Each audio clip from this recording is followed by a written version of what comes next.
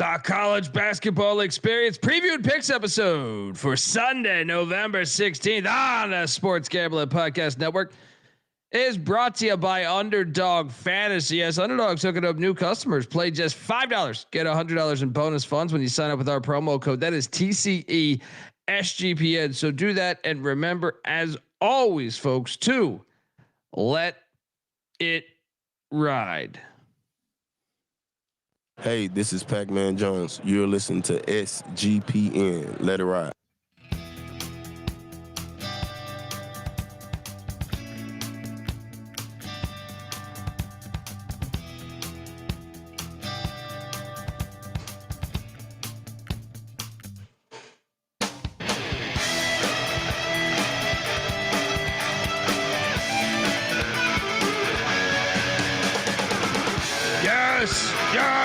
Yes. Woo!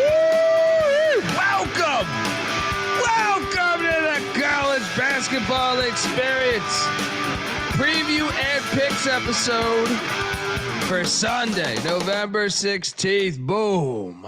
Currently sweating out games on the island every night is awesome. YouTube.com/the college experience. Jump on over there, hit that like and subscribe button. Because we got a lot to talk about here. A bunch of games going on or went on today. And for me, well, I need Hawaii to win to make sure I have a winning basketball day.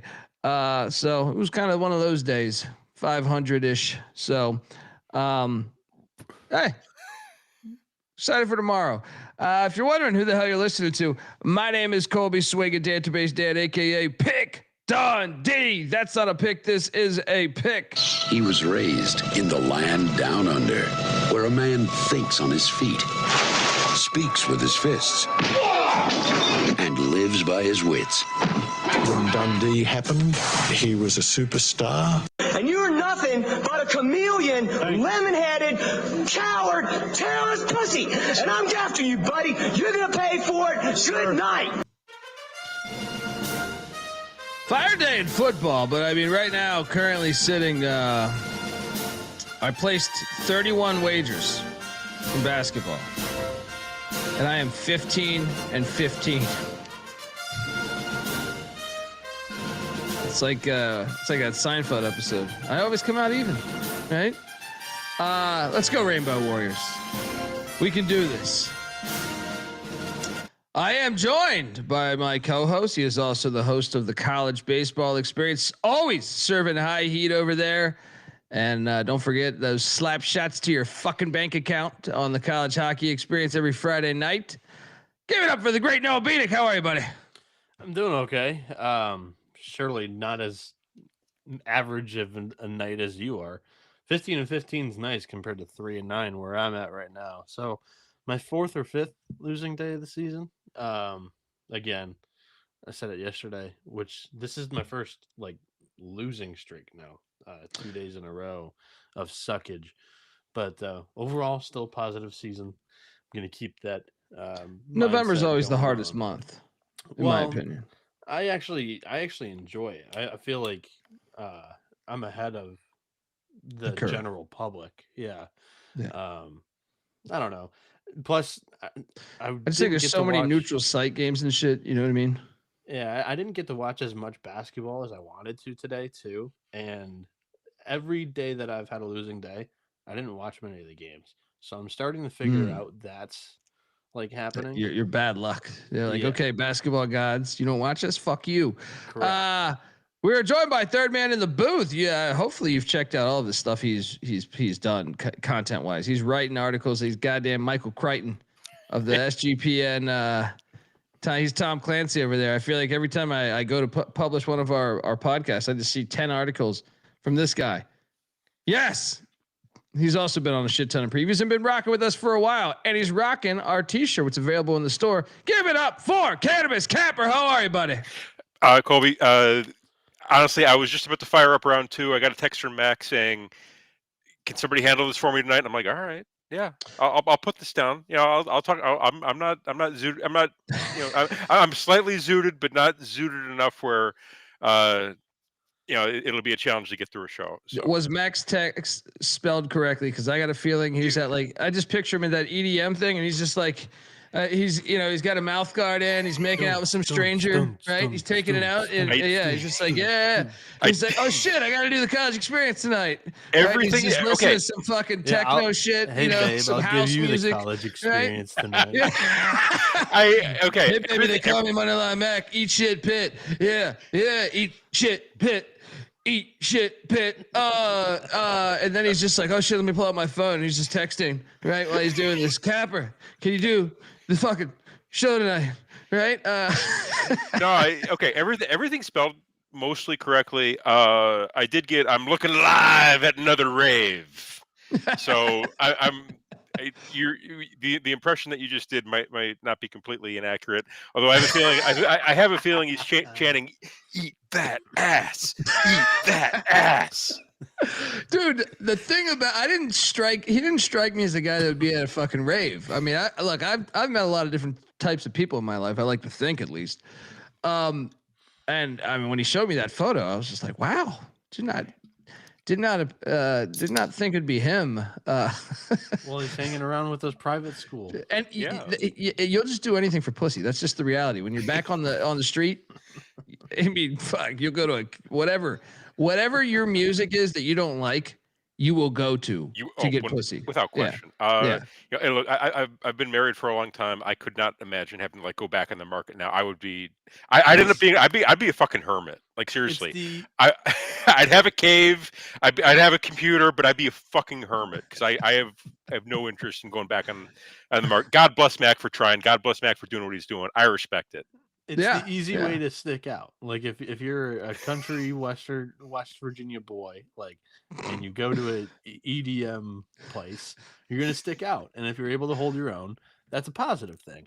Whereas if you go to a country bar, there's 40 other Moneyline Macs that are there. Yeah, that's a good point. That's a good point. Sports. I could just picture all the girls at that shit being like, "Oh, we have a fresh fish, right? Give them some of this. Hey, snort this. Take this, right?" Oh man, fantastic stuff. Now, as far as today, I'm 6-5 in college hoops. I also had a fire day in college football, but I would love to have. So I'd love to have a little bit of profit. I get this. If Hawaii can get across the finish line, I'll be in profit tonight. So I think we're all sweating it, honestly. Yeah. Let's get to. Oh shit! I just dawned on me that I didn't even load the fucking slides. But let's start with the ones from yesterday because. Whoa. You adjust the background. We're in the Matrix right now. There we go. We're like, I feel like that was the background was like it's like a set, like an 80s or 90s movie when you just didn't have good CGI and you're like traveling to outer space. Can you go back to that background, Bieniek? Yeah.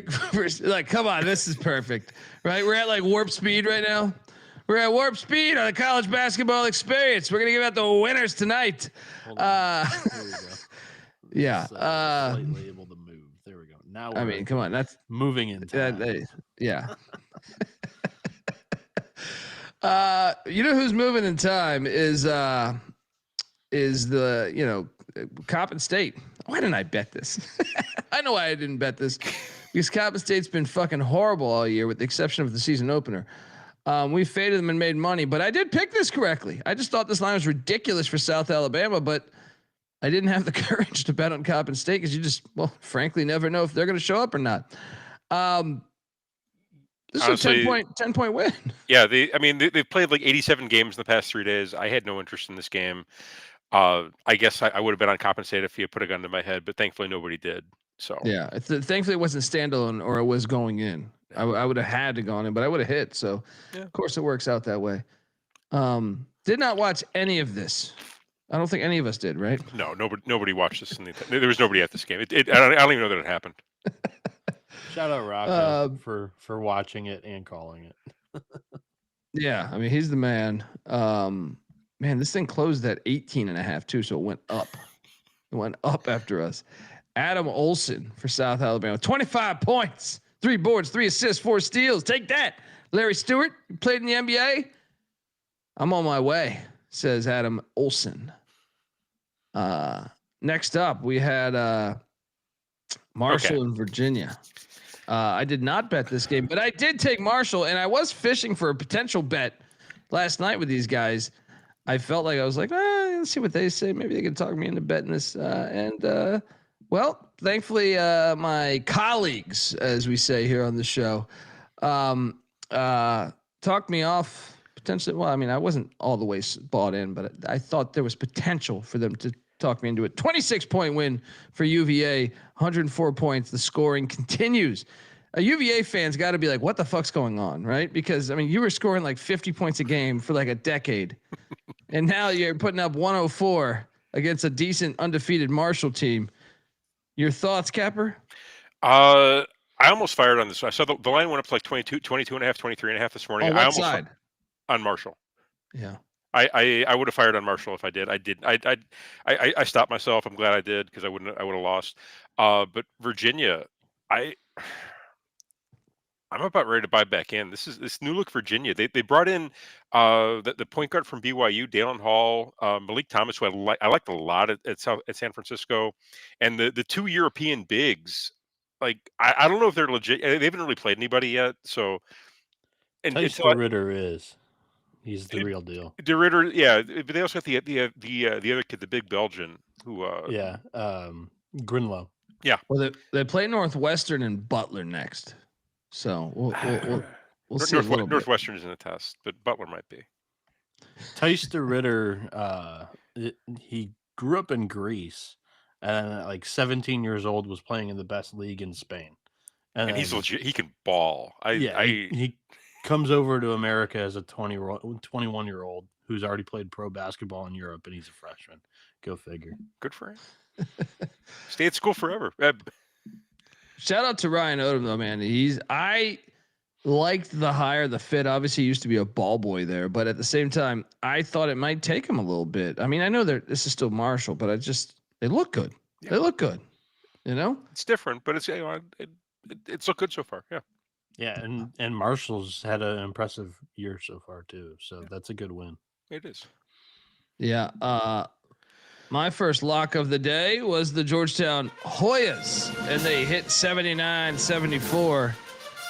I wish I could say I watched it, but I did not. Might throw it on tomorrow morning or something, but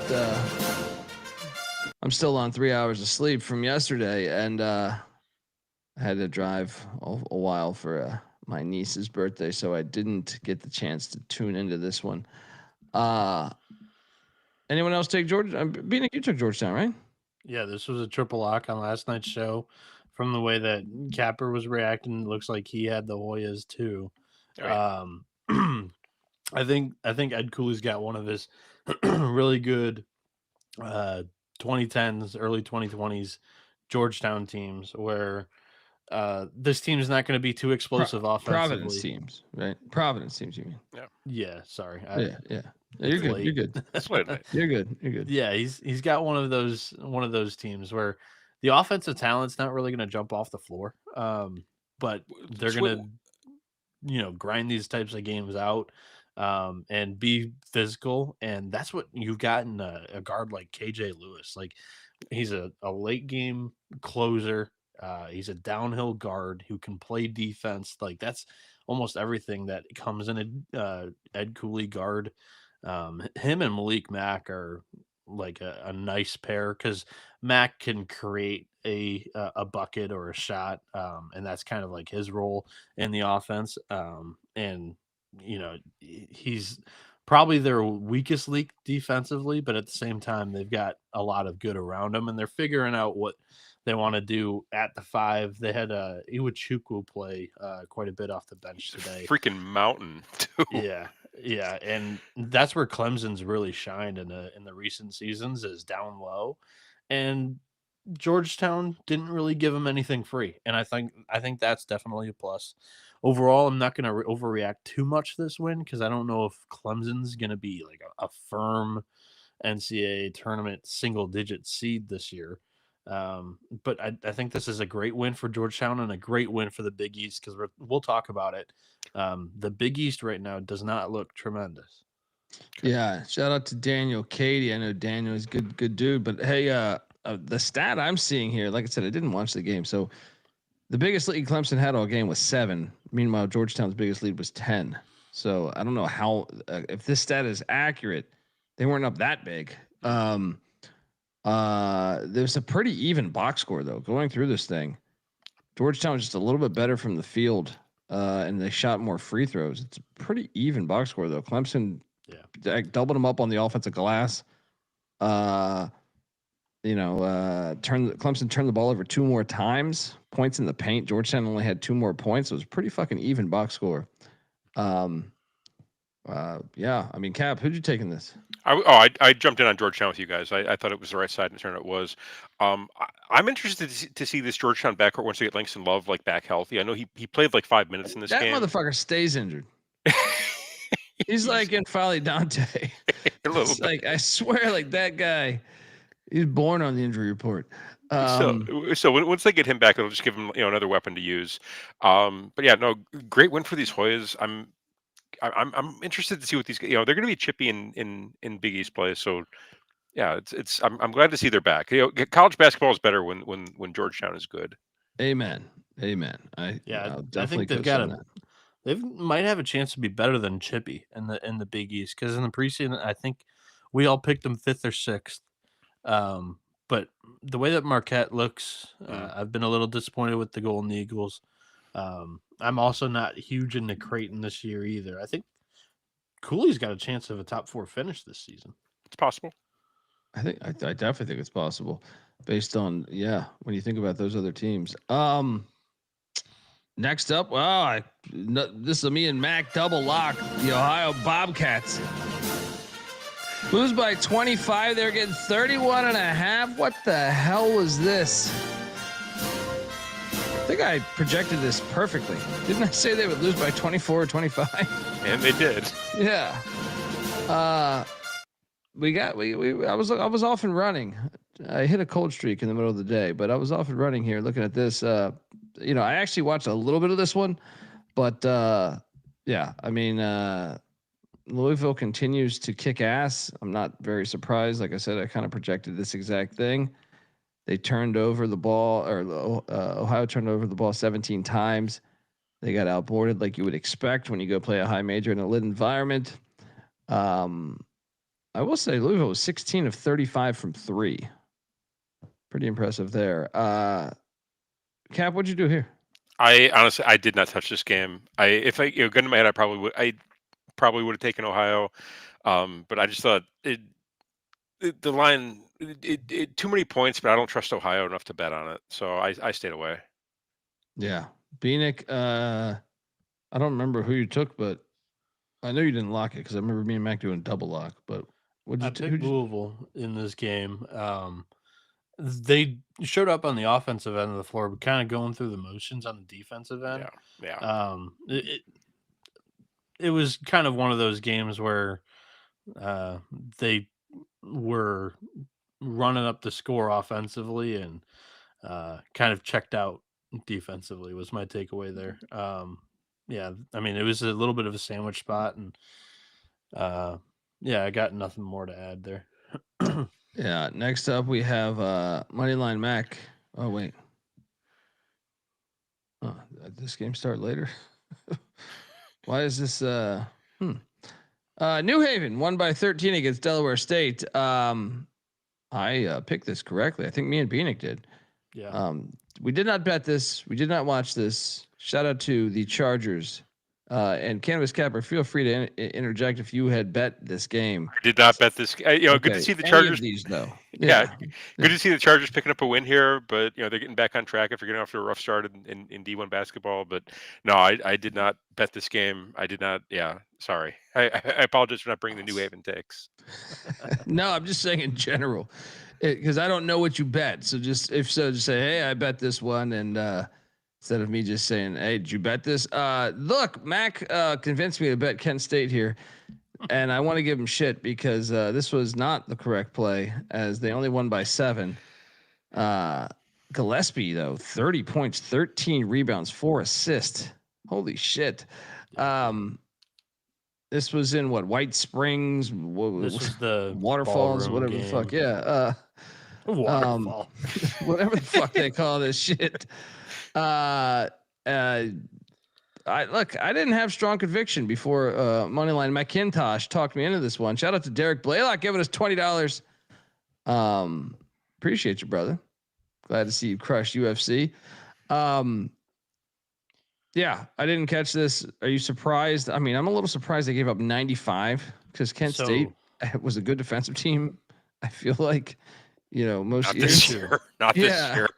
Me too. I think the reason for the volume of points that Kent State's given up so far this year, not just in this game, 103 to Troy, granted overtime, 102 to Cornell, 77 to UNC Wilmington when they were up in that game by 25 in the first 10 minutes.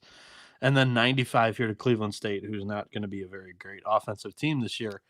I had the under in this game, if you recall. The total was 163.5, and this thing got blown out of the fucking water. Senderov's team this year has a completely different identity than they've had in recent years. The last 4 years, none of those teams were top 150 in tempo. This team's top 70 right now.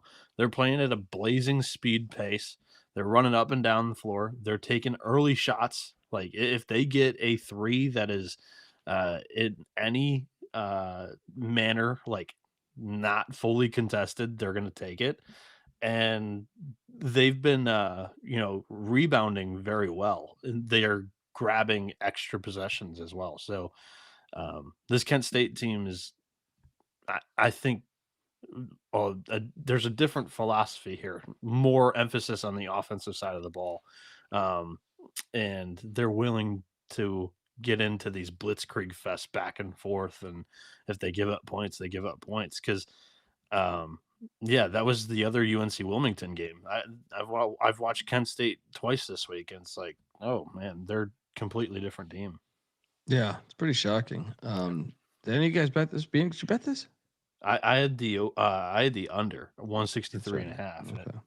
I honestly, I stay away from all the ballroom. It's just the ballroom games are always a weird environment. I tend to stay away just because I don't trust what's gonna. I'm not gonna put hard-earned American dollars on a game where we're played in the freaking ballroom with the lights are super screwy. They are. It's a goofy environment. I don't know. It's a stay away from me. I'd rather put hard-earned American dollars on Boise State money lines. Yeah. Next up, Detroit and Toledo. I did not bet this, but I got it right. I took the points in Detroit. I think you guys took Toledo. It was really close to that number though. 90-83. The Rockets get that dub. Still don't know how impressive that is because I thought Detroit was terrible personally. I just thought the regionality was the points. Give me the points because the regionality. So if Toledo's going to be good this year, they were going to need somebody that wasn't necessarily on the radar to have a breakout year. Leroy Blyden, freshman, played 39 of the 40 minutes today. He's from Detroit, played against his hometown team, kind of, not really. Guys from Detroit will most likely call Michigan State or Michigan their hometown team, but still played 39 minutes in this game, put up 20 points, had 7 assists, just 1 turnover. This is a freshman point guard. They had Sonny Wilson, who was their point guard for 2 or 3 years running now. And this Blyden kid has come in and played even better to begin the season. So positive signs for the Rockets. They are going to need somebody that came from off the radar to get this team into title contention in the MAC, because they looked like there was some space in between them and the title contenders this year in that conference. Yeah. So I was having a winning night, and this is where I take my turn, by the way, early on, and then I rallied it back. Do you guys feel like when you do this, it's just waves? Like, yes. I feel like a lot of times I start off either I start off horrible and then I catch fire, or it's like, some days you're just hot the whole day, but there's somewhere it's like, I start off 3-0 and then I lose 6 straight, and then I come back and it's like, it's like we're surfing over here.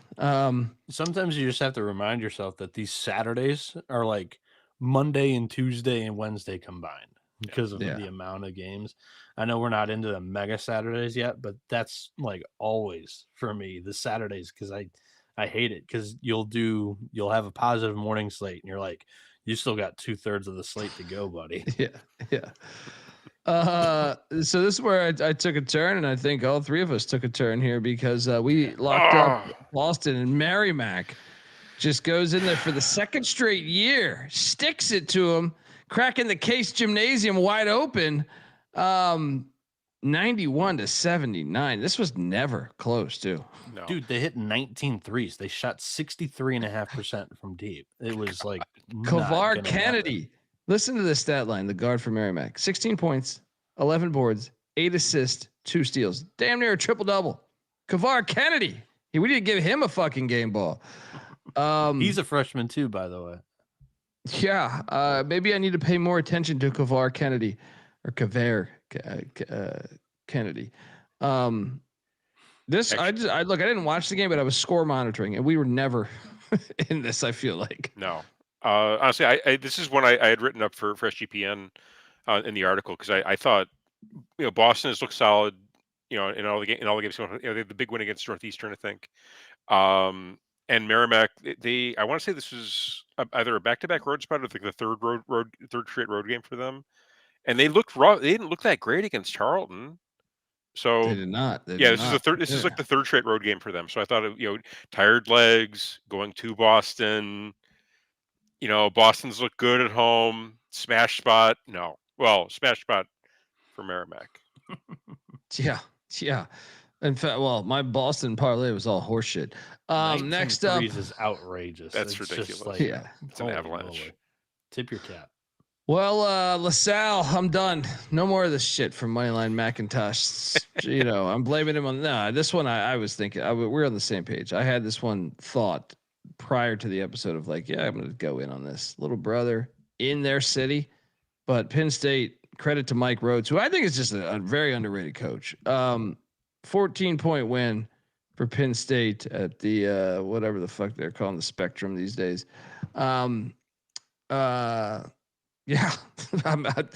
All right, this is twice in a row I got burned on LaSalle, so I'm out for a little bit. This shipment is not the same. All right. Yeah, this score got dressed up a little bit too. So, I did bet Penn State on this. I went to fade LaSalle. They look so rough in their previous game. I was not on.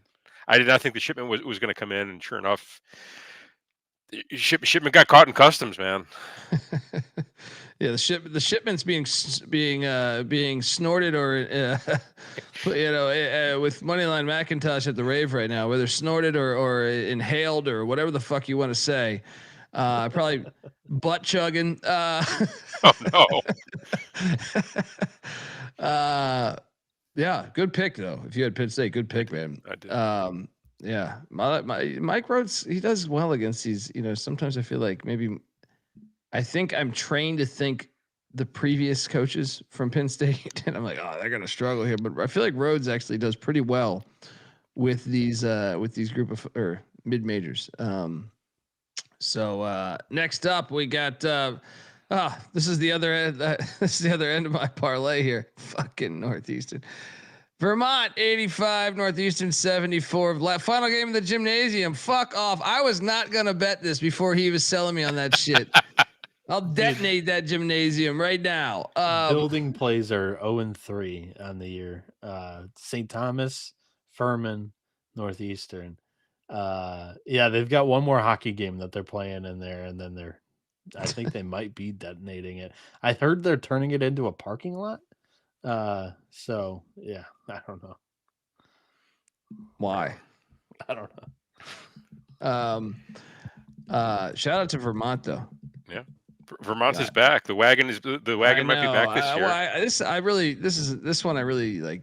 I'm mad at myself because I know the history that I've been doing the show. There was 1 year blemish, I would say, but Vermont is Vermont, man.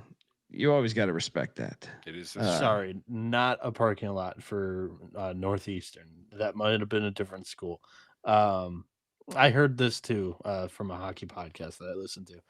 It's going to be like a multi-purpose, like athletics, like kind of like training area for Northeastern athletics. Oh, so the Boston version of the Steinberg Wellness Center. They're renovating it. Yeah.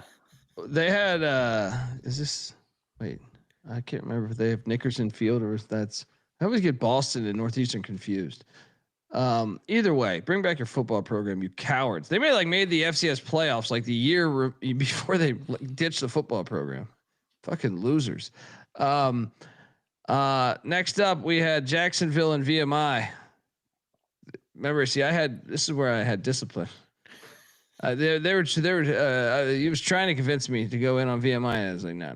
I'm just Jacksonville goes into what the fuck is this stadium called again? The Hall, Cameron Hall, and gets a win by 2 as a dog. So shout out to the Dolphins for getting that dub. No, we don't need to talk anymore about this unless you guys bet this game, right? The only thing I want to say is that the A-Sun, I love the A-Sun SoCon challenge. I think it's fantastic they do that. Get it off Saturday. Get this in during the week so we can get eyes on it. Amen. Amen. I would love to watch these games, but with football, and high major college basketball going on, there's just no way I can. It's hard to even. November's really challenging, also too. So it's like if you take advantage, like in my opinion, they should schedule more aggressively in November because you're not on Mondays, Tuesdays, and Wednesdays because you won't be competing with that much college football. Yeah. Guys, Utah Tech's down 3 at the 7-minute mark. What's happening here? Hawaii's played like 87 They're down games. 1 now. Gosh. Oh man. Let's tear up these tickets. The fuck is happening here? Next up, we have UMKC Texas. The UMKC actually covered this. I didn't bet this, but a little surprised about that. Talk about your sleepy spot. I think Texas realized they didn't need to try to beat UMKC, so they didn't. Yeah. Third straight 300 team in KenPom. They've got a 4th straight coming up. They're just cooking the books. They're sleepwalking through November. Yeah. Cooking those books. Stony Brook and Yale. Look, I didn't bet this game, but I tend to think I was tired last night because I picked Yale. What am I doing? I need to follow my system. Yeah, that's not your rule. Yeah, I don't know what. I didn't bet it, so I don't really give a fuck. But I was thinking about this. I was like, what? I must have been tired because I don't remember taking Yale minus 18.5 on the picks page, but I did it. Stony Brook only loses by 7 to Yale. Shout out to the Bulldogs though for winning that. And then this game, Chattanooga. We didn't bet this, but 18-point loss to Gulf Coast. Bieniek, you picked Gulf Coast. Me and Mac picked Chattanooga, and good lord. I did not foresee. Is Chattanooga really? The SoCon sucks, dude. What happened? I love the SoCon. Chattanooga lost basically their entire NIT team from last year, so it was going to take them a little bit of time. I still think they're a competitor in that league, but FGCU's the favorite to win the A-Sun, and I thought at home they'll get up for this game, and boy did they. They had 2 guys drop 20 points in this one. Barno had 20 and 8 assists, and then Konieczny had 24 and 7 boards. So both of those guys had a pretty damn good day against the Mocs. Yeah, shout out to Dunk City. All right. Now we did triple lock this and we ate a pile of shit. The Denver Pioneers, and this honestly, I was score watching this, and I feel like we were always losing. I mean, I guess I didn't see the score like the first 10 minutes of the game, but after that, we were always losing. They got back into it in the second. Yeah, I mean, like I said, I pull it on my phone. I was at a function, so I was like, every time I'd look, I go, God damn, fucking Denver, right? They were down 10 for probably the first 25 minutes of the game. They were the better team in the second half. They just dug themselves too big of a hole. Carson Johnson had 29 points for the Pios. He's a damn good player. It's a frustrating one because UTSA had looked so ass against Texas State and against SIUE that and Denver had looked so solid. Again, maybe it's a case of we've been trusting our eyes a bit too much. As far in this early slate. Yeah, I will credit my cocktail napkin, which didn't have Denver as a favorite in this game. and I was like, oh, maybe I'm even underrating these guys a little bit. Well, this line stunk because I was surprised at an AAC team like Denver. I get it, like they went out into the D2 route, but I was like, how the fuck are they? Like UTSA was not terrible last year, and then I was just like, I felt like the coach was building the culture there, so I was like, man, that's surprising that Denver's laying points. But still, I dove into the stink and I paid the ultimate price. I think UTSA was good against the spread. They weren't like great last year as a team. I'm just saying, like, I thought he made big strides. I know they weren't like contending, but I'm saying like they compared to years prior of UTSA where they were just complete trash. I thought they were chippy. Now that doesn't mean they had a winning. I don't even think they had a winning record. No, not but close. Yeah, but I thought they were making big strides. Daniel, it's a Summit League team. Of course they're not good. Like it's mid-major basketball and a low major. Yeah, they're good because they have continuity, and then teams are going to catch up to them in the middle of the year. And yeah, I mean, we've been talking about because it's easy to bet on teams with continuity and returning minutes. It is, especially this day and age. Folks, I want to tell you, the college basketball experience is part of the Sports Gambling Podcast Network, and you can get every episode of every show in our convenient feed, the SGPN feed. Make sure you check that out. I also host the CFL Gambling Podcast, which the Grey Cup is happening, technically today. It's 1:30 in the morning on the East Coast. So it's not too late to jump over to the CFL Gambling Podcast. We gave out our picks, our totals, our sides, DFS props, first touchdown props for the game, just everything you could think of when it comes to this. We are also the home of the huge tits parlay, so you're gonna want to check that out as well. Also, NFL kicks off. Isn't there like a game in like fucking Indonesia or some shit like that? They got a game in a different country every damn Bangladesh, right? But the NFL, look, highly recommend the show. 3 very funny comics that I've hung out with that are. This show is probably fucking hilarious. The most recent one I haven't listened to, but I've listened to the ones prior. Sean Stack of the Money Green with Doug Stanhope and Brandon Walsh. NFL picks. Get to the points. Check it out. And remember, as always, to let it ride. We're also brought to you by Novig. Yes. Look, Novig is America's #1 sports prediction market. With Novig, you're getting the best prices. Novig's available in 35 plus different states. Download the Novig app and get $50 when you spend $5 if you use our promo code. That is SGPN. So get in on the action with Novig. Promo code SGPN. And we're also brought to you by Underdog Fantasy. Underdog's your home for pick'em entries where you can win up to 5,000 times the amount of money you enter. We play the college hoop style Underdog Fantasy every single night. So jump on over there. Underdog's got a brand new offer for new customers. Play $5, get $100 in bonus funds when you sign up with our promo code. That is TCE SGPN. So do that and let it ride. All right, we are back, still recapping a wild day of college hoops, and ain't shit here.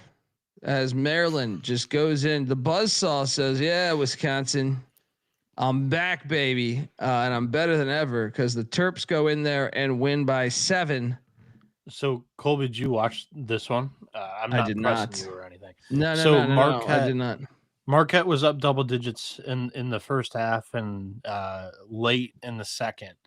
Pharrell Payne from Maryland makes an incredible drive for a dunk. I'm actually surprised that like an injury like this doesn't happen more in college. Oh God! I don't mean to like get sidetracked on that, but he dunks it and then lands on somebody's foot. Anyways, it was a terrible injury. Yeah, and he like did the splits and was like clutching his. It was horrific. His hip pointer was basically like Kevin Ware. Yeah. So anyways, Pharrell Payne, their best player who is healthy because they don't have Solomon Washington. I don't know if Rodney Rice played again in this one. So this was kind of your Pat Ewing effect. Best player goes out, team rallies. Maryland came back late, won this game, and looked like the better team late in the final 10 minutes of this. yeah, the storyline's been like, oh, Shaka Smart, he's got to use the portal. Shaka Smart this, Shaka Smart that. I mean, we talked about it last night. We still dove in, but he's not great as a favorite. Everybody knows this. Yeah, he's not good as and honestly, Mark, like to your point, even before today's game, which I didn't watch, is Marquette hasn't looked great all year. Yeah. But that was my takeaway is they were winning this game. I don't think Maryland's going to be very good this year. Farrell Payne's going to be out for a while now, I do believe. And then I think this is a tough loss to take on your home floor. Unfortunate circumstances, because I do think that, in that weird basketball way, Maryland was able to rally around that and win this game. That was my main takeaway. Chase Ross had 31 points for Marquette, but they shot 11 of 40 from 3. That's not gonna get the job done. Yeah, that's surprising for a Marquette team too. It is, yeah. Especially at home. Yeah. To your point, the Big East. The other thing too is they had so many second chances and weren't able to pull this thing out. They had 20 offensive rebounds in this game. That's a little disappointing. That's kind of even more disappointing to me than the 3-point percentages. Like you had that many more shot attempts than Maryland, and you still ended up giving up 90 points and losing the game. So what? I'm just playing this out in my head right now. St. John's lost to Bama. Providence lost to Virginia Tech and Colorado. Yeah. We'll talk about UConn later on. So, but Nova lost to BYU. Creighton lost to Gonzaga. DePaul lost to Buffalo. DePaul lost to Northwestern. Northwestern, yeah. Xavier lost to Santa Clara. So. And Iowa. So it's like, man, they've had a Providence, Virginia Tech, and Colorado. Yeah. I said that's what I was alluding to earlier when talking about the Georgetown. They got a big win with Georgetown over Clemson because the rest of the conference did not look good today. Yeah. Shout out to the Buzzsaw. That one's a personal game too. So shout out to him. I'm sure, even despite the injury, that probably means extra to him there. The Greyhounds. Speaking of Maryland basketball, the Loyola Maryland Greyhounds, who I picked, I just didn't bet. They stuck it to Stonehill, 74-63. No one bet this, right? We can move on. We can move on. Silver bus drove right through the graveyard. Yeah. Loyola might not be that bad this year. They've been chippy. Let's go. We also had Wofford go into Blarming and win. I did not bet this game, but I actually picked Blarming, and Wofford went in there and won by 8. That's score one for the SoCon. They need one. Anyone have anything in this? Right? I was on Wofford just because I saw them look. They got wrecked by Auburn, but they look good against Milwaukee. So I thought, this would be a good spot for them. And it turns out it was. So sorry, I thought you said Winthrop. My apologies. I might have because I was thinking about Winthrop. Guys, I was thinking Colby. I was like, oh no, I'm incorrect. My apologies. Yeah. Next up, I did cash. Oh no, I didn't. And 2 more. Princeton, Kansas. We laid off this with the Duke game, and thank you, because I was actually considering betting this before I realized that Duke was the next opponent. Princeton, they covered this one by about 5.5 points. So, yeah. The story of this game is the post-game presser. So they played without Darren Peterson today. Yep. And he's like the heart of the team, the heart of the offense. Their stud freshman, who Mac, Cap all had we didn't plan it pre-show, but we were all like, yeah, he's gonna be our freshman of the year. And I was talking about it before the North Carolina game. Like, this kid needs to stay healthy. He's already had some cramping issues early on in exhibitions and in game 1 of the regular season. Well, it turns out that in the post-game presser, Bill Self said it was a hamstring strain, which is a lot different than cramps. Yeah. And a much trickier injury. And with Duke next, I don't know if they're necessarily going to push that. So when that line comes out, I wouldn't be surprised if it's a little bit larger than we originally would think it to be. I can see that. It's a good call. Yeah. We double locked the Winthrop. There we go.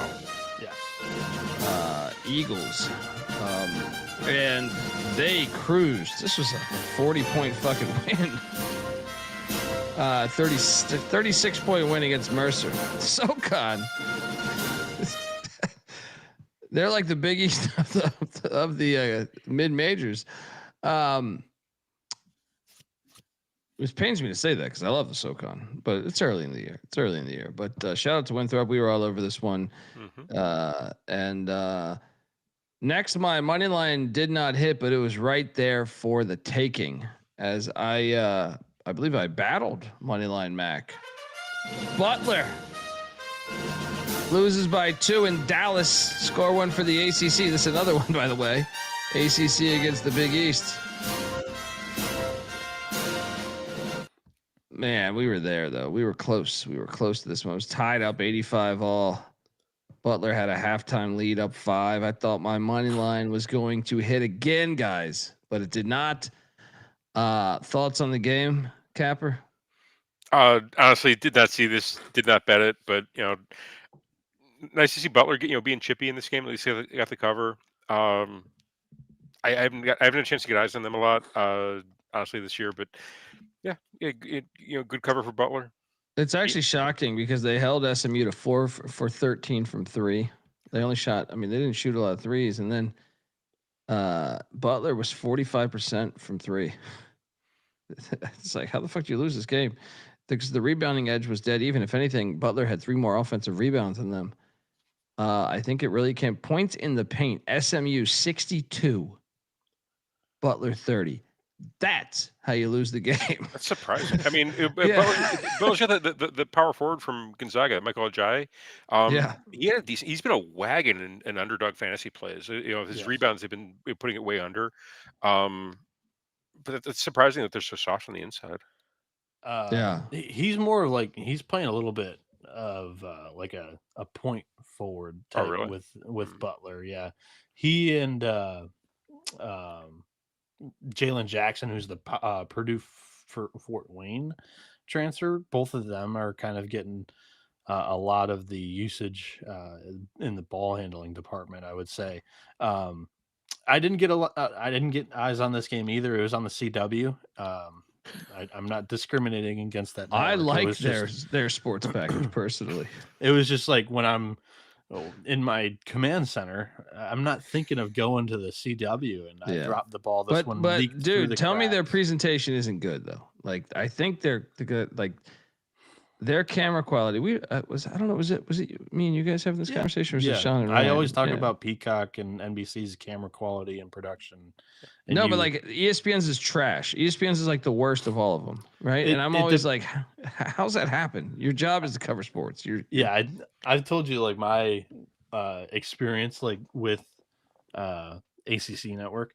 Like ESPN has so many camera crews that they're sending across the country, especially on a Saturday like this where you got football and basketball, that sometimes they're using the in-house equipment in filming and stuff like that. So that's the tougher feeds with like if it's not like a crisp quality, that's your easy answer why. And it sometimes happens just on a regular college basketball Saturday, especially like in the mid-major slates. But for this game specifically, kind of leaked through the cracks. I caught the final minutes of it. Boopy Miller had a really good day today, 23 and 12. He had 12 assists. And a game winner for SMU late. It was a great game. I was wrong. I had the ponies here. I laid it. Also, shout out to B Solich. Hey guys, Newberry here. Just found the show this season. Now daily. Just got my college basketball hoodie delivered yesterday. Shout out to you, brother, and welcome. Tell a friend. Newberry, as in like, what Newberry is that? Across the pond, Newberry, or? Did he get auto corrected? But mean to type in newbie and get auto corrected. That's probably that's where my head went. I thought maybe this is some slang from the youth. Yeah, well, I'm a Newberry here. Yeah, I'm always like, we've got from Playa del Carmen that we've got in here. We've got Australia. We have somebody from Trinidad and Tobago that tunes in a lot. Yeah, Was it Trinidad or Tobago? Trinidad and Tobago. Oh, tell me he hits this. Okay, we're definitely fucked. no, we're super. No, it's been cooked for a while, Colby. Yeah. No, but I just wanted them to lose outright if they're gonna lose. If we're gonna lose, says I want the team to suffer. Yeah. Next up we have the Battle of Chicago, the real Battle of Chicago, Capper. UIC. Chicago State. It didn't deliver, or it didn't disappoint. It didn't deliver. UIC both can be true. 67, Chicago State 63. I don't remember what the hell the line was, but they gave us another instant classic. I want to say it was double digits for UIC. I want to say it was like 9.5, 10.5 for UIC, wasn't it? Yeah. Chicago State, they're not that bad. Oh, that's my seriously. That's my takeaway. They're okay. No. This is a hometown take, Bieniek. Okay. No. Okay, so there's like Valley level, and then there's like a couple. There's like Chicago State. Like it's bad, but like last year they were like Valley bad. This year they're like Detroit Mercy bad. I hope. I mean, they should be better. They're starting their football program next year, so they're like my favorite team. Bringing it back. Yeah. So let's go. They played a hell of a schedule so far, and they've got Minnesota and Iowa next. I'm throwing this next one on. Shout out to Nick in the chat, by the way, who was at the Santa Clara game tonight, man. Appreciate you tagging us in that, brother. Anyone going to any games? Hit us up on Twitter. Tag it. Yeah. We love. We will pump it for sure. Yeah, we will pump it. It's great. Shout out to Joel giving us $20 too. Best cappers in the industry. Sorry, Bieniek. Thank you, man. Appreciate you, Joel. And I'm mad at Bieniek and Mac. I really am. Because I came into last night thinking this was a possible lock. And they won by 15 against Air Force. So I felt I should have. But sometimes you keep like a list of 10 that I'm like, wonder if these guys are on the same. Are they thinking the same? I'm thinking. Nope. I was thinking correctly though, but I backed away. Air Force is fucking terrible, and yeah, I can't. Mac might have locked up Air Force. Did he? I think he did. He never fades the troops, does he? I can text him at the club. Let me ask him. Were you on Air Force? It's not important. Yeah, I don't know. Next up, we have Harvard Drilled Army. This is another one I was considering. They won by 23. Army is not good, and yeah. And then this one, I love how this line they covered but only scored 44 points. It's hysterical. I mean, my first, I took the points on New Hampshire because I was like, fuck this. George Mason like laying 24 or 23 and a half, whatever it was at the time. I was just like, I love George Mason. I have a shirt. We have a shirt in our store to start their football program, which you should buy. Because I want them to look. They're like one of my favorite teams, and it's like, I just was like, it's almost what team was it the other night that I was like, who the fuck? How are they favored by this many points? I don't think they should ever be favored by that many points. Great defense though, 44 points for New Hampshire. Wow, Tony Skin. New Hampshire's also really, really bad this year. Tony Skin effect. With this line stunk. All the lines that stunk to me, I still went in on a couple and I paid the price. Luckily, I did not hear. We knew this one stunk by both these teams that have had investigations over the years with college hoops. Boston College, score one for the ACC as they get a road win at Temple, 76-71 after the Central Connecticut State loss. I think Mac did lock BC. The more I think about it, I think he might have. Are you shocked at this outcome, Bieniek? No, I'm not. I actually think that the expectations were super low for Boston College, but they've been okay. They lost at home to Central Connecticut, but in the games that I've watched them, I caught a little bit of this. I caught a little bit of the FAU game too. They haven't looked out of place, and that's more their talent level. In the ACC, they're going to only have like 4 or 5 wins, but Donald Hannon and Fred Payne are a really good wing duo that will outplay a lot of mid-major schools that they play. That's the takeaway. That's like BC's going to be an auto fade, but they're not it right now. They have some talent there. So that's what I have on BC. Overall, pretty even box score. Just Temple good road win. Yeah, Temple couldn't shoot. I suppose you didn't play this one, Capper? I did not. Next slide. We can All right. slide along. Austin P was on Greensboro. Look, last night on the show, Mac locks up Greensboro. I didn't do anything, and then this morning, right before I did the football show, I'm loading up bets, and I go, Mac's probably right about Greensboro. I'm going to go into Greensboro. Of course, his governors go into Greensboro and win by 6. Circle of trust here.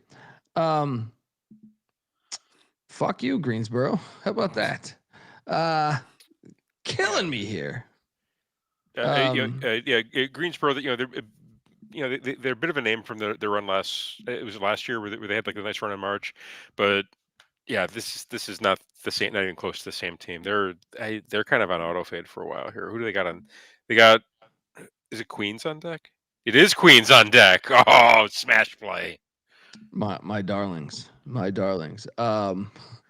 out to the Govs for getting that win. Sela was at Mississippi State today. Yeah, real quick, Colby. Yeah. The A-Sun had a day against the SoCon here. They go 4-4 on Friday and Saturday against SoCon teams in this, like, it wasn't like a full conference challenge. There was only the 4 game or the 8 games, but 4-4 for the A-Sun against SoCon's an incredible weekend. So big hit to the SoCon, to be honest, because UNC Greensboro, Citadel, Nuga, and VMI all lost. Yeah. They won the higher tier games. It was kind of like a MAC against Sunbelt thing, but the gap is closing there a little bit. Seriously, shout out to Christopher Caldwell. Says he's been rocking with us for the past 3 years, and also John in the chat saying cannabis capper's my spirit animal. Thanks, John. Thank you, John. Appreciate the shout out. Appreciate you. Who do you think Mac's spirit animal is right now? He's on some Molly. He's just well, based off of last week's episode, and then him texting Capper, "Hey, I need you to fill in." It might be like Lou Holtz X2. I like it. I think his spirit animal is the ass of the girl whose finger he's got inside of it right now. The imagery there is just like incredible. At a rave too, I can totally see it. Totally see it. Guys, this game was really close. Yeah. I think we should. You called it last night. Yeah. Chris Jan's like. I should have bet it though. I didn't bet it. Man, this was like a 5-point game. I feel like with 2 minutes left. I mean, this was a winnable for Southeastern. The SEC dodges one here as Mississippi State wins by 7 against Southeast Louisiana. Okay. Would you consider K-State a look-ahead spot for Mississippi State? I kind of wouldn't. Not really. Not really. Maybe tiny, but they just can't score, dude. It's a sleepy spot. It's a Saturday game. There's a football game on like later in the afternoon, so I don't think anybody was paying attention to it. So yeah, it's a bit of a sleepy spot for them. But you're right; they cannot score. Common Jan's performance. Colby, now that I am thinking about it, I do remember you being tired last night because I set you up on a tee to talk about the BYU crime pays DUI. And you're like, nope, I'm not having it. Let's get the show going. Well, I'm more tired tonight, man. This is the shit. This East Coast shit. This time zone shit is terrible. It's kicking Dundee's ass. I wrote my senator saying, we got to get rid of this time zone. Right? Daylight savings can kick rocks too while we're at it. Shout out to the chat though. The chat, they keep us going. Yeah. And I mean, I want to shout out specifically Daniel Pruitt here. Early season college basketball and college football seems easy to bet from my experience. ECU makes me believe that Pirates are gap-toothed motherfuckers. Pirates are definitely gap-toothed motherfuckers. Great comment. Hope you laid the 2.5 today against Memphis. That's 9 out of 11 against Memphis. Their fucking FedEx blood money.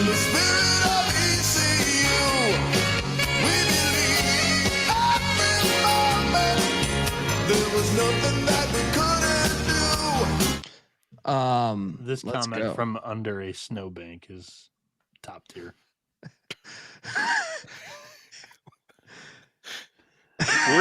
Where's T? Okay, I'm an old man. Where's T.O.? Toronto. Oh, okay. Yeah. I hold on. Go back to it. I got to read it for the audio side. All right. I got roofied at a strip club in Toronto one night. My bank account said I had a good night. Shout out to 357 as well, who said we got to get me on Hawaii time zone, and hopefully you guys listen to the football show too, because I did take Navy on the money line as a double-digit dog. Fuck you. Not you in the chat, but I'm saying you, just the world. Next up, Arkansas Pine Bluff. He needs the Cancun time zone. That way it's not like too Hawaii time zone where they're like not. I love too late. Cancun. I've had many a great times. I had to run from the police one time in Cancun. Let me tell you something. Having Air Force Ones on the beach, running from police, not a good move. Yeah, I was playing baseball during the high school spring break, so I didn't go to Cancun, but my buddies did, and it was during the whole cartel like crackdown. So there was like, I feel like that's always Cancun, right? Yeah, true. But we're doing a cartel crackdown here. Yeah, there was like whoever the feds were like literally on the beach. Shout out to the feds. Yeah, I mean, I was running from like 10 cab drivers and 2 cops. So I mean, they tried to set me up. They tried to set me up with a scam. So I got in the cab, me and a buddy, and we might have been smoking a cigarette at the time. And I don't smoke cigarettes, but when you're 18 or 19 or whatever the fuck, somewhere right around there. Well, we were smoking a cigarette for whatever reason, and went to ash out the window, and the window in the cab dropped completely into the slot, right? Okay. And we're like, what the fuck? It's like, oh, that's weird. Well, then we get out of the cab, and they were trying to have us pay for that, which then led to some pushing, shoving, perhaps a punch. And then I forgot that we are not in our country. And he whistled over like 15 fucking cab drivers. and all of a sudden the police stops by. And we just start running. We're a little shot in the ass too. We've been drinking for a few hours. And we had these guys chasing us on the beach for a good 5-10 minutes before we were able to find a shopping mall. And that's my story. I don't know that the police were actually on the beach, but they definitely pulled over, and that's what made us run. The cab drivers were on the fucking beach following us. But anyway, we never paid for any cab, and it was a fun time. Cancun's great. Yeah. My question was going to be like, did you just piss off the one cabbie and like 15 of his buddies followed through? And it turns out. Yeah. But they set me up from the start, though. That fucking window was propped up. It was propped up. They were fucking with me from the start. I didn't destroy any window, right? Who's a propped up window? Some say Arkansas Pine Bluff. They're terrible at college basketball over the past few years, especially with Doc Bradley. Gone.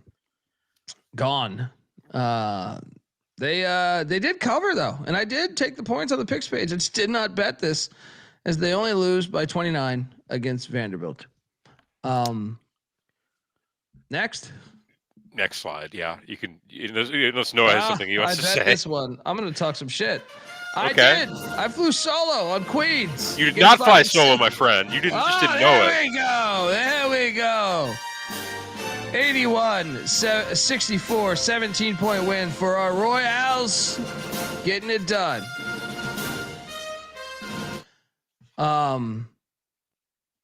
This was, I did not watch. I score monitored from the event I was at, or whatever you want to say. But Queens, Queens is good, dude. There's value on Queens. I still think. I thought there was value. Yeah. I thought the number was way too short for Queens. I think they're number one. They're way better than Sacred Heart, just on the offensive end, and they were chippy enough. And Sacred Heart can't really score on offense by themselves. So all they need to do is just like be in the way, and that's exactly what they did. So, and we got the easy cover. So shout out to Queens. Thank you very much for getting us back in the win column. Yes. Bieniek, did you touch this game at all? Nothing more to add. Didn't bet it. Didn't watch it. This is easy money. Easy money, Noah. Yeah. Binghamton Longwood was also an interesting game as Longwood won by 8. Binghamton covered. I think I did pick this correctly. I can't remember, but I think I did.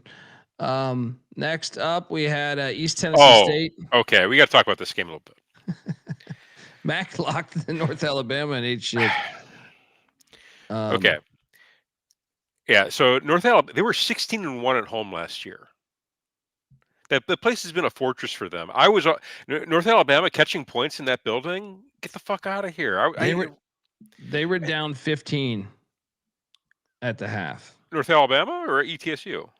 Oh yeah, I'm sorry. ETSU was. I'm sorry. Yeah, ETSU was down. Yeah, I didn't get eyes on this one. I was kind of score monitoring on my phone. I saw that they were up 15 at the half. I'm like, oh, okay, this ticket's cash. Okay, article play is going to cash. I feel good for all my loyal readers.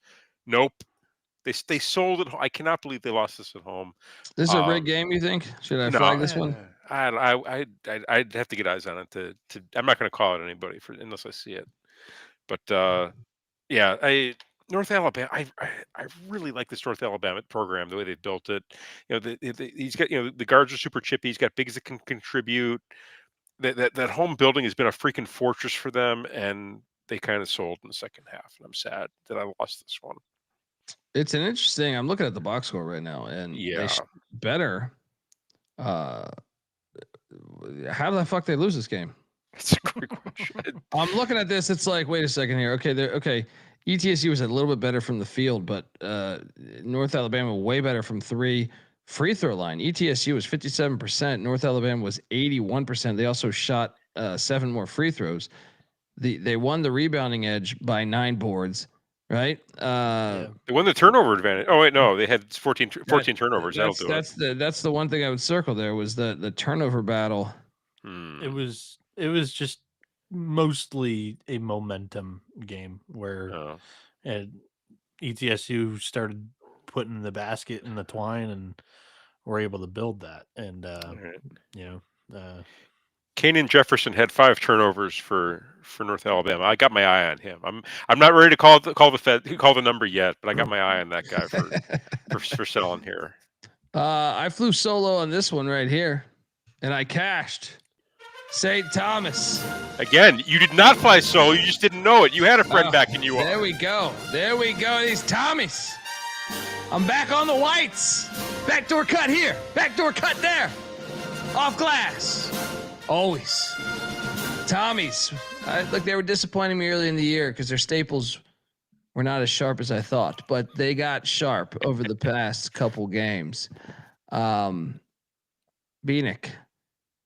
your thoughts on the Tommies going into SEMO and flushing the toilet on these red birds, whatever the fuck they call themselves these days. What are you doing here? Or what'd you think of the game? I didn't watch this one. This was in the middle of the day that I had struggled to get eyes on some of the actual good games.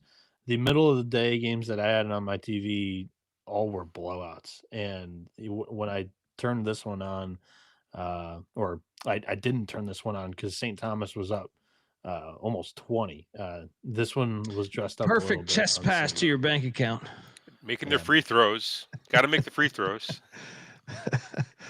Next up, we got Drexel and Syracuse. Syracuse won by 30. Did not bet this game, but picked it incorrectly. I took the points in Drexel. Bieniek, these ACC teams really are drilling these fucking mid majors. I feel like I don't even know that they kept the starters in, but I feel like they did. They played only 7 guys double digit minutes, so it was a short rotation for Syracuse today. Yeah, I had the points with Drexel too. Still, no JJ Starling for Syracuse. They're starting to like get in rhythm without him. So that's a positive thing for Cuse fans. And then once he enters back into the lineup, then they'll have to refigure out how to play with him because he is a volume shooter. So that'll be interesting. They've got a couple of big games coming up in the Vegas NTE, right? Yes. Yeah, that's right around the corner. Right, they're gonna get fucking destroyed. I think so too. There's gonna be value here because they're cooking the books a little bit. Just a little bit. Wright State and Radford. Oh my God, I picked this correctly, but I did not think this would be the outcome. 92-59. Woo! I'll be honest. I watched that Radford North Carolina game. I don't know, Tuesday night or something. I thought Radford was actually a little bit ahead of schedule. I thought, but yeah. I agree with you here. there for sure. And the cocktail napkin had an edge on Wright State, and I was like, I haven't really seen Wright play great so far this season. So I was like, I'll sit this one out because I know Radford, spent a ton of money on that roster, but it's still like a new coach. But then again, I was like, Clint Sargent's only in year 2. But yeah, this was a ballroom blowout. Wright State, 92-59. Oh my! Yeah. Can we get shirts on that? That's another ballroom. I feel like that was reminding me of like a song in the 80s. Ballroom Blitz. That's right. Okay, there we go. I'm just like, what the ballroom blowout? Well, you know who else is looking for a ballroom blowout right about now at that rave? And the man in the back said, Wright State attack, another ballroom blowout. 92-59. They get it done. Youngstown, St. Bonaventure. You guys double lock this. I believe you guys hit. Play your music. Oh, was it Cap? Were you in on this too with Youngstown? I was not, but I'm looking forward to Youngstown's next game. Yeah. Bonnie's win by 4. Coach Schmidt got them still undefeated, but good call, Bieniek. And I don't believe I locked them last night, and if I did not bet them, so that sucks. Yeah. Mac. I think Mac locked it though. Then someone did, and shout out to John, who is this guy's a Penguin through and through, right? Yeah, there we go. Fun. I mean, like I said, I didn't watch, unfortunately, by having 100 games on Saturday. Even my 90 TV setup can't handle every college basketball game. Good. Yeah. They win, or they cover this in Bonaventure. They win at Grand Canyon. Where did you have them ranked in the preseason? Middle of the pack, in the horizon. Probably a little disrespectful. Yeah. They've got Toledo on deck, and I kind of can't wait to watch that game. I'm a sucker for the in-state shit, so am I. Yeah, I had Youngstown State 5th out of 11. Youngstown State's probably catching points in that game too. I bet you. I'll take them on the money line if so. I think I will. Ken Palm actually has them -1. So. Montana State. Okay. Sorry, Cole. I apologize. I was just excited. No, you're good. I'm fucking dude. What are we talking about? This isn't a goddamn Senate hearing or some shit like that. Talk. All right. No. Yeah. Montana State came into this one catching 15.5. I wrote this one up for SGPN. I was all over Montana State. They covered against Stanford and Colorado. They've been looking solid against these power schools. I thought they were going to look solid here again, and they did, and they covered, and I got a win on the article plays today, thankfully. Yes, I was on Montana State as well. Just did not bet it. I was very close to betting it, though. I think I even mentioned that on the show last night. I was like, I kind of like this. I think they should play more often. But I would push into it if I wasn't here. Yeah, we needed you. We needed you, but Shout out to boys only won by 4. All right, like as much as we do think Montana State is perhaps better than what the markets have them at. Is there a world where Boise is just a complete letdown from what we thought they could be, Bieniek? I don't know. They could be. I was trying to play. Why can't I? Contrarian last night because in an overreaction of the D2 loss, they had covered 2 games by like an average of 15 points. I was like, maybe they're okay. Montana State's still a solid mid-major program, but it again does not look super bright right now. So I'm kind of with Nick and saying Boise's on the fence. You got to remember they lost their point guard and they lost their best player, and so they were able to replace him in the portal. But I think it's going to take some time for Boise. I think they lost Stanley too, right? They lost a couple guys. Yeah, so, but still, the point guard and Dejan Hart both. I think they aged out. Yeah, so and they were like the heart of that team. So to your point, they did lose Stanley, but it's just going to take some time for this group to kind of gel and kind of look like Boise again. I have a feeling. I think by the time conference play rolls around, you're going to be seeing them look like the Mountain West. Maybe not as good as they've been recently, but I think they'll be a solid Mountain West team this year. They lost the 3 starters: Degenhart, Alvaro Cardenas, who's the point guard, and then Omar Stanley, who Colby pulled. So, yeah. We cashed here, Bieniek, but holy fuck. Or no, was this me and Mac? I let you ride solo on this one. You tried to pull me in on it, and I was like, "Yeah, San Diego." You should have followed Dundee. Yeah. Because by the hook, I will say this: Idaho had a 10-point halftime lead, but we almost lost the fucking bet. Good God.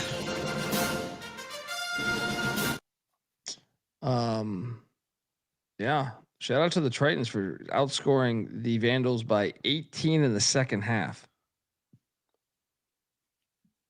So I originally had Santa Barbara kind of running away with the Big West. Hawaii though looks like a contender in their final year in the Big West. Mm-hmm. And then perhaps I did not give UC San Diego the respect maybe they deserve because they look good. They look good. So anyway, they got the big win over Fresno. Wins over Quinnipiac. Is it Quinnipiac or is it Weber? No, Laverne. Okay, sorry, it was the logo I was looking at. Idaho, and they got Temple on deck. Yeah, I already caught a little bit of both of these teams, so I didn't get any eyes on this game. Chose to broaden my horizon on college basketball viewership.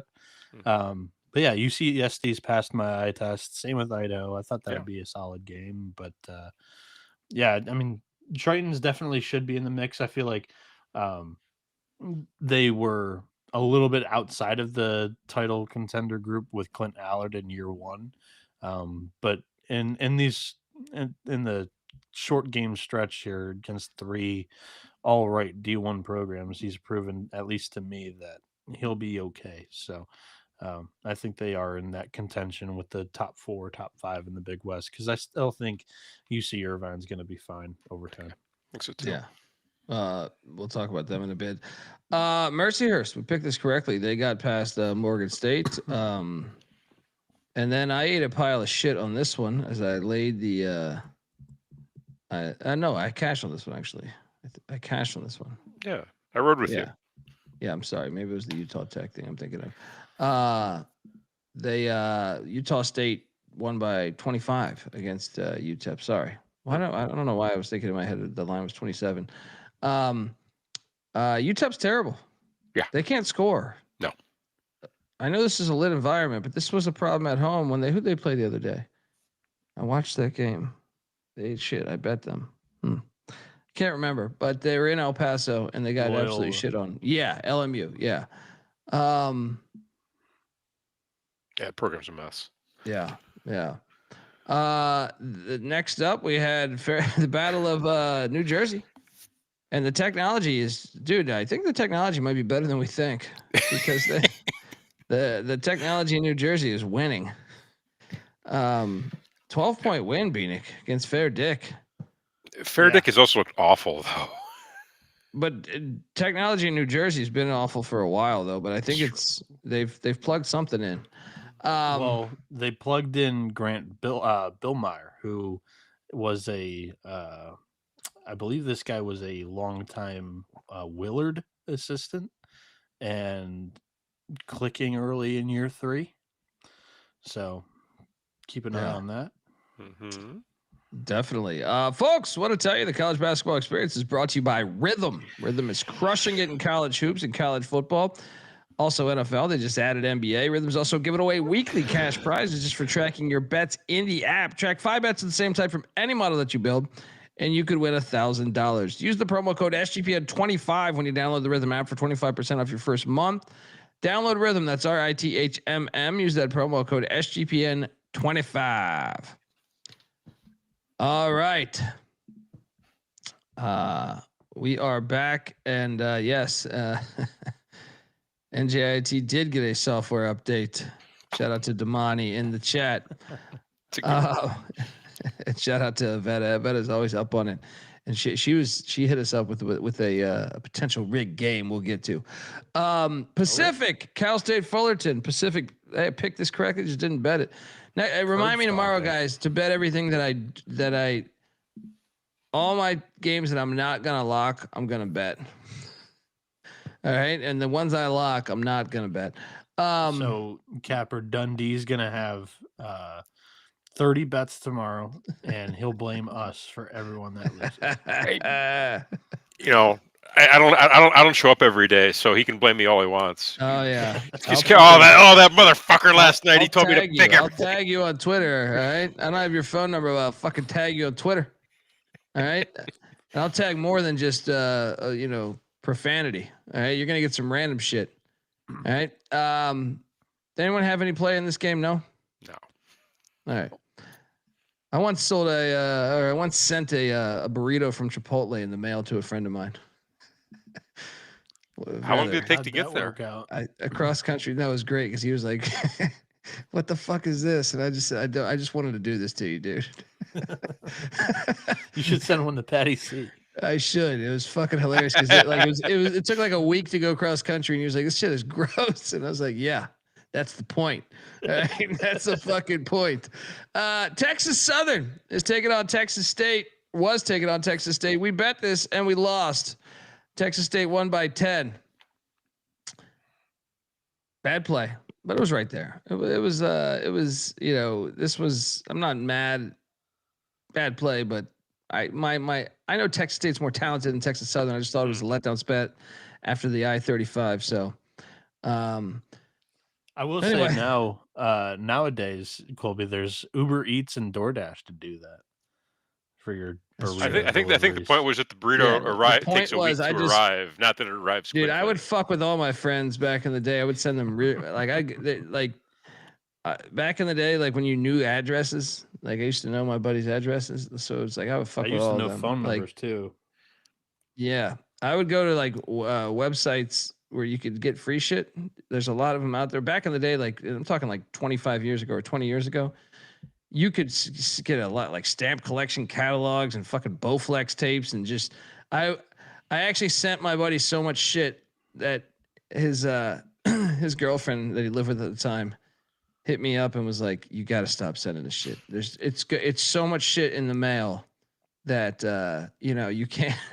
Our normal mail we can't get. Like it's not fitting in the mailbox."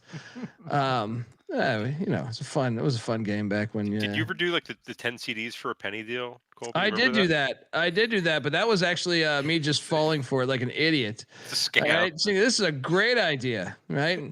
Next thing you know, you're getting like goddamn Hootie and the Blowfish albums and stuff. You're like, damn, I don't want this. I don't want this. That was a great thing there. It looked cool because remember, in a magazine, all the other you'd see a magazine and like that was like almost like a cardboard page within the magazine. It was the hardest page. Like 200 albums like listed out, and you can like pick 10 of them, and you have to go through it and decide. Yeah, I got some really good. Like early on, I got some really good ones. The problem is, and correct me if I'm wrong, they start sending you their it's like you pick your own, but then they start sending you other shit, right? Because I remember, and then they started charging you for it. Yeah. Yeah, I was getting like this. I was like, fuck, I don't want this shit they're sending me. 10 CDs, 1 cent. The youth does not know about that. It seems so. I mean, it seems like such a great idea too. You're like, this is genius, Mom, you got a pen? Yeah, I tape a penny to it. I send it in. They send me albums. Let's do it. Next up, North Dakota, Riverside. Veta, was it? No, I don't think it was this game. I think it was the South Dakota game. No, it was this game, right? That we thought was rigged. Shout out to Moneyline Mag. You're looking live. This game, I can't remember if this was the rigged game or not. It was either this or South Dakota, but shout out to the Fighting Hawks getting their first win of the season. Good for them. Yeah. Next up, we had South Dakota didn't play, so it was that game then, right? It was that game. That line movement was crazy. By the way, Avetta tagged us in this on social. We're flagging this one as a rigged game potentially in Riverside, California. There, so I'm not sure. It's so tough on the football day, so I didn't get to really examine this. The Nazis were taking on Murray State. We bet Murray State. And down went the Nazis because 20-point win for the Racers.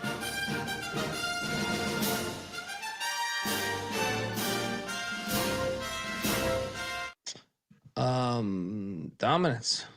Yeah. Murray State is this Murray State team is legit. They've been a fun watch, and I'm really excited to see what they look like in conference play. I kind of can't wait to get through this week and see them go up against some of their big rivals. So, no, good win. They can score and they can play. So I like this team a lot. The horse was not the Nazis' preferred way of transportation. Murray State out executed them today. Noah, you may not want to be giving Nazi tips out, given some of the comments you've received. Just to stay away from the Nazi references. Well, they're right there, but the look, I always think we underestimate. Now that I live out here in fucking North Carolina, you go driving. There's a bunch of farms and shit with horses, and yeah, those creatures, man. We wouldn't be. I wouldn't be sitting in a garage talking to you if it wasn't for these goddamn horses years ago, putting in the work for us. You know what I mean? Shout out to horses. You're looking live at the college basketball experience. Animal talk. What do you think's more pivotal? To the history of mankind, dogs or horse? Be horse, wouldn't it? Right, but I mean, dogs though still smell shit. You can bust criminals and shit. They're hot on the trail. I feel like dogs, man's best friend. They're gonna help you save your life. Someone tries to break into your fucking house. Right, but in terms of combat, our armored horse was a true difference maker. I agree. 1,000 years ago. That's true. I'm trying to sell these dogs up a little bit, but I think the horse is the clear one seed here. Oh, without question. Yeah, horse is. Yeah. I'm trying to think of number 2, and I guess it would be dog, but it's not close. I don't know, because there's some shit that I think if you look into isn't there a bunch of shit for medicine that we've gotten from certain animals? No, potentially, yeah. I think like pig valves or something like that. Is that what you mean? Yeah, there's shit like that. Yeah. I mean, there's a big world out there. I'm talking out of my ass right now, but look, pig valves. That is a great one right there. All right, pig valves. You're looking live at the animal experience. Yeah, I'm telling you, I think we got other ones. I've read before about I don't know if it's fucking some fish or something. We get some shit from that to I know penicillin came from a mushroom, right? In fucking England or something mold, I think. Yeah. I'm allergic to penicillin. With a good point here. The Clydesdales haul the beer, so that you know what? I never put 2 and 2 together on that Budweiser angle. Is that why they're repping them, because they hold the beer? I didn't even think about that. I just thought hey, they want a horse mascot. You know what I mean? Where you at with Budweiser? Talking to me? Yeah. Not the I'm beer not of a- choice no, for no. me. It's a little too thick for me. Like I'm not Terrible, a right? drinker. So What is that right there? You're working with? It's Revolution Brewing. It's a Chicago. It's a hometown represent Chicago based Taste brewery. of a new generation. Hardly. No, this is their lager. It's like really drinkable. It's called Cold Time. It's delicious. Okay. They have like a full range like IPAs and like the frou beers. But I just like their simple lager. That's my go to. I like that shit too. All right. A simple lager is a simple answer for me. I don't need to get all crazy with that shit. I was somewhere, and like I went to this British bar, and this like they were telling me the special, and I guess I was like putting my son in a chair, so like I was like, yeah, sure, that sounds good, I'll have that.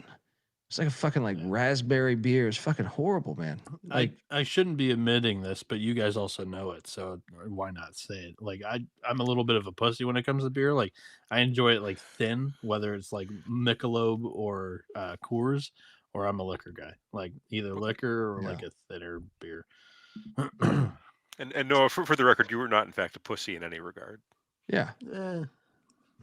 I've been on a lot of shows. I don't consider you a pussy. So See, I've heard Canvas otherwise. Capper, you got a friend in me. Yeah. Next up, Old Dominion. Look at this fucking game. I lost money. George Washington they have been my kryptonite this year. are they good? I gotta stop fading them. I gotta stop fading them. They're 4-0. I'm done. I'm done with these Colonials. Bieniek, you said you watched some of this, right? Yeah, I did. I had it on for a little bit. This was actually a game for the first 28 minutes, and then ODU went cold. They could not make a shot. It was 8 minutes of like 3 points total for ODU. It was brutal. They were winning this game around halftime, and yeah, they just completely fell apart. But George Washington, it's been a demolition crew so far this season, smoking Maine, American, and ODU, and then beating a really good USF team. Yeah. It's been an impressive start to the season for Chris Caputo in the bunch. They got McNeese next week too. That's going to be a banger. It just dawned on me that we have another person in the studio here. Oh no. I start talking about raspberry beer or some shit, and all of a sudden, are we capable of going to 4 right now? Doing a 4-way here? Are we capable? I'm not even sure. But we have already happened tonight. Yeah. Moneyline McIntyre is freshly back from the rave. And he seems to be behind the scenes. We are working on getting him Moneyline McIntyre. Are you still alive? This we were talking about beers and Ubers / taxis, and it was just a bat call signal to Matt. Joining us on the college basketball experience is Moneyline McIntyre. What's up, buddy? What's up, guys? No, you got a Snickers bar. We're about to have a commercial here. I tuned in and I heard Capper saying, "Noah, you are not a pussy," and that was the first time I was like, "What the fuck is going on this show tonight?" He's a nice guy. You said so last week. He is a nice guy. He's a nice guy. Now he's joining. He is a pussy. Yep. How you guys doing? Happy Saturday night. Doing great. Oh boy, I told you to take I told him to take the night off. I can't take the night off. The Mountaineers lost, so I wasn't too shit-faced, and it's just another Tuesday for me. Drunk, yes, but not shit-faced. I'm good. Let's go. Let's recap some games. Okay.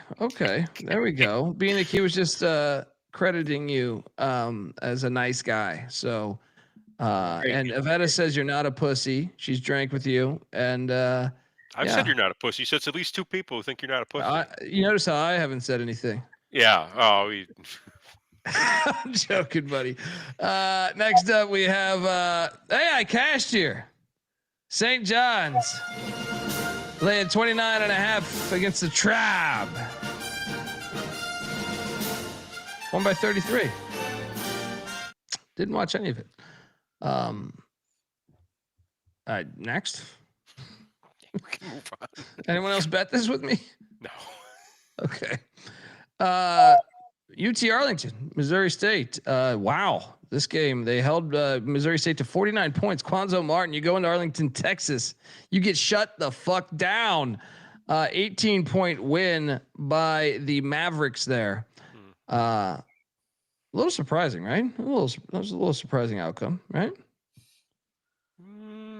UT, they didn't really played anybody. So I mean, they got blown out by New Mexico, I think, right? And other than that, they haven't really played anybody. So I didn't know what to expect coming into this one, but it is surprising to see. I took Arlington, but I just didn't think they'd hold them to 49 fucking points. Yeah, that's impressive. I don't think Missouri State's good. No, they're terrible. Next up, we have Bowling Green Davidson. This might have been Mac's best call of the night, honestly. Perfectly timed, joined the call for this game. What did this close at? 4.5, 4.5, 5.5. For some reason, I thought it went up more, but yeah, you hit this, right? What was it? They won 91-87. Oh, shit. What was this line? That's what I was about to say. I was like, what happened here? Whoa. I didn't bet this game. They were getting blown out.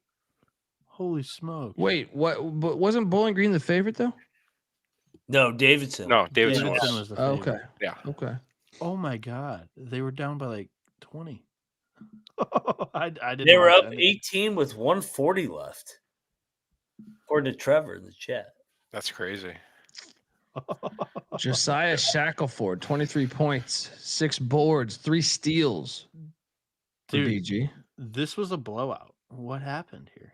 They didn't cover. I picked it correctly then, I guess. This score was 85-66 with just under 2 minutes to go, dude. Holy shit. Bowling Green went on a 19-1 run in the final 100 seconds of the game. Wow. Talk about on the take and Bad possibly needing to look at some things. Yeah, we want to call the number on this one. Holy shit. There are bad beats, and then there is whatever the hell this was. I had chalked this up as a loss. Yeah. I didn't bet it, but I was like, yeah, Mac was totally right when we were talking about this yesterday. The handicap is right. I didn't equate for the fucking 19-1 run in the last minute. Yeah. Bayou bets. Bowling Green to the window. Way to go. That's just the one guy that you hold up the middle finger to. And without question. When he goes down the window. And he's like taunting everybody as he walks down there. Next up, Jackson State. Which I picked incorrectly here because La Tech won by 17. Yeah. Anyone bet this? Did not. All right. Got it wrong.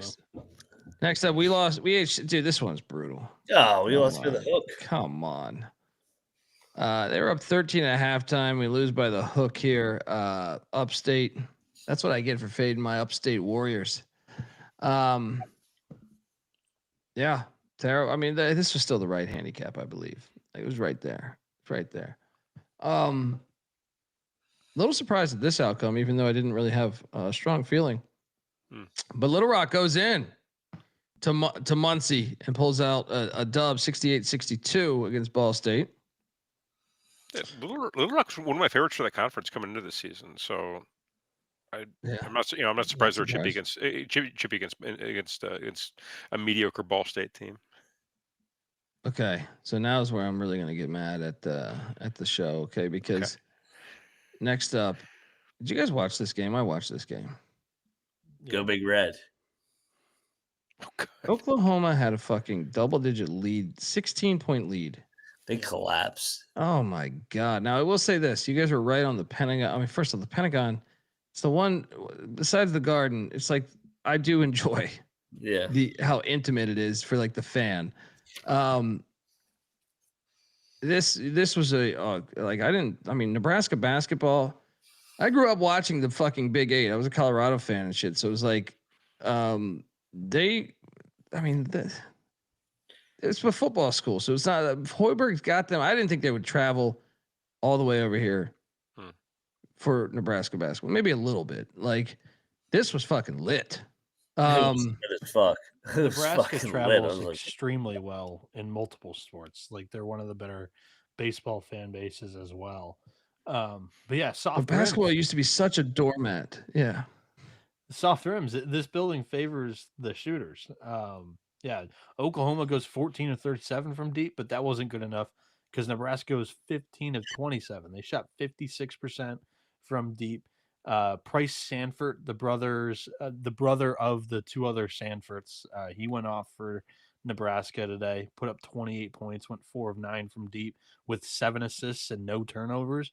Rink Mass, the stud 5-man for Nebraska who can step out and shoot. Did you guys see that 3 with one on the shot clock by him? He's absurd. He's ridiculous. He's really good. They missed him so much Imagine him on last year's team with Bryce Williams, and they would have been for sure an NCAA tournament team. They should have been one without him. This was a brutal fucking beat, though. You're up 16 in the fucking second half.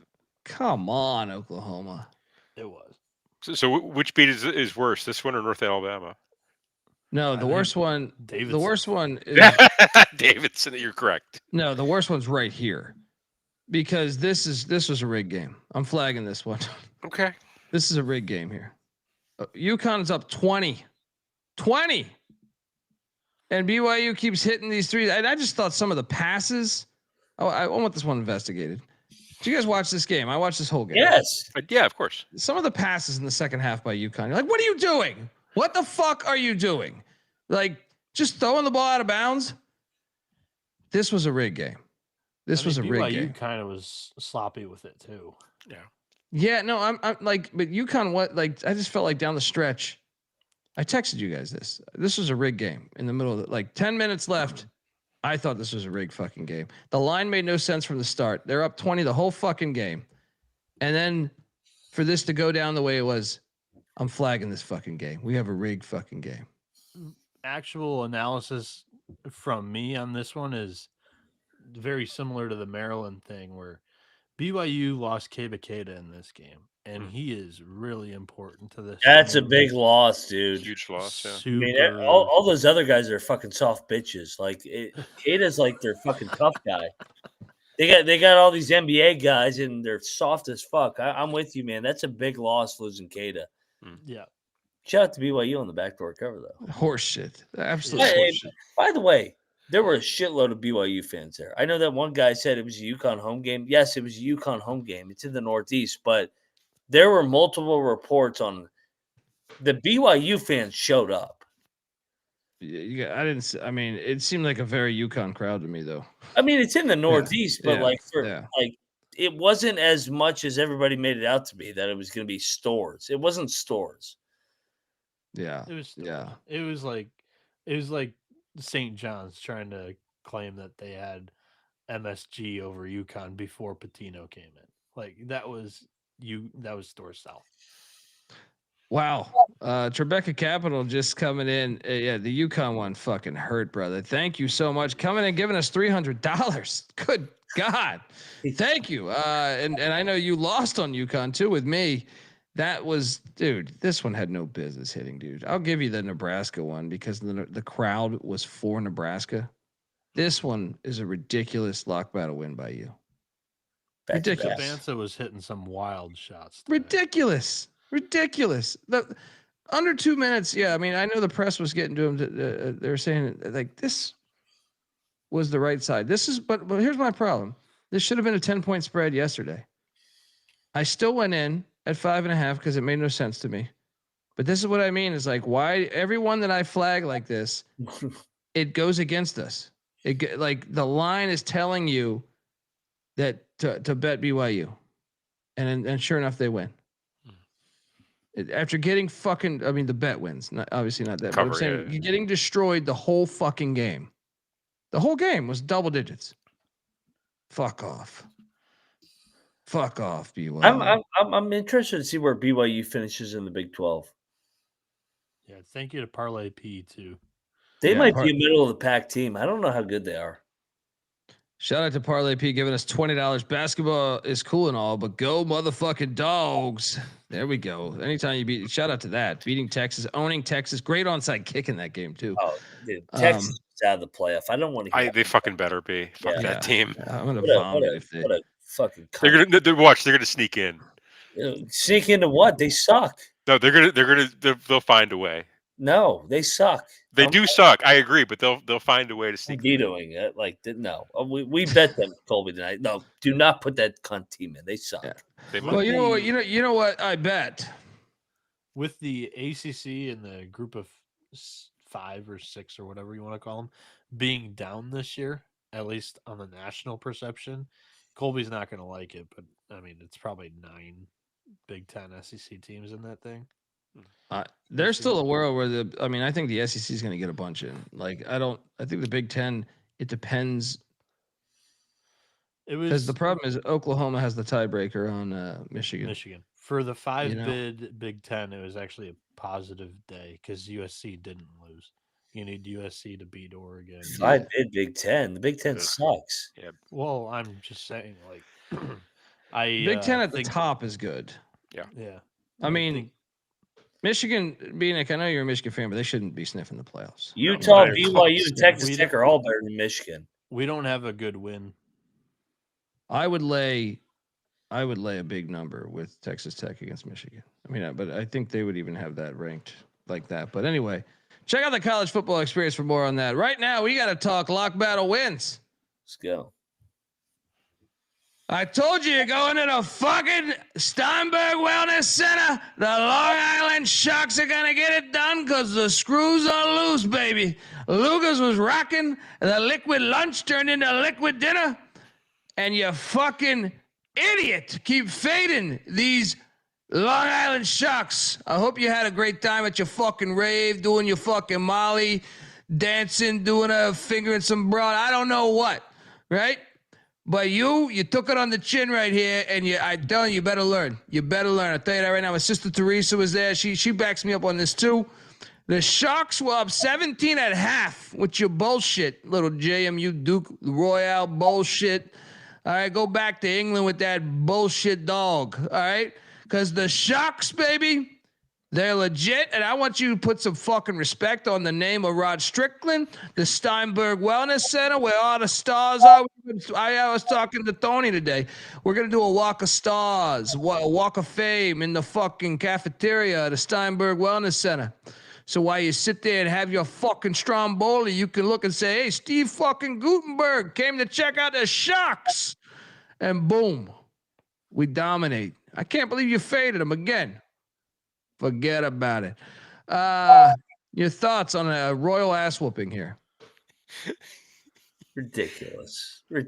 Hey, you know what? That fucking broad last week, it's like, I'm from Long Island. I like the Sharks. I was like, oh, fuck off. I can't deal with the shark shit. JMU, what the fuck? What is wrong with JMU?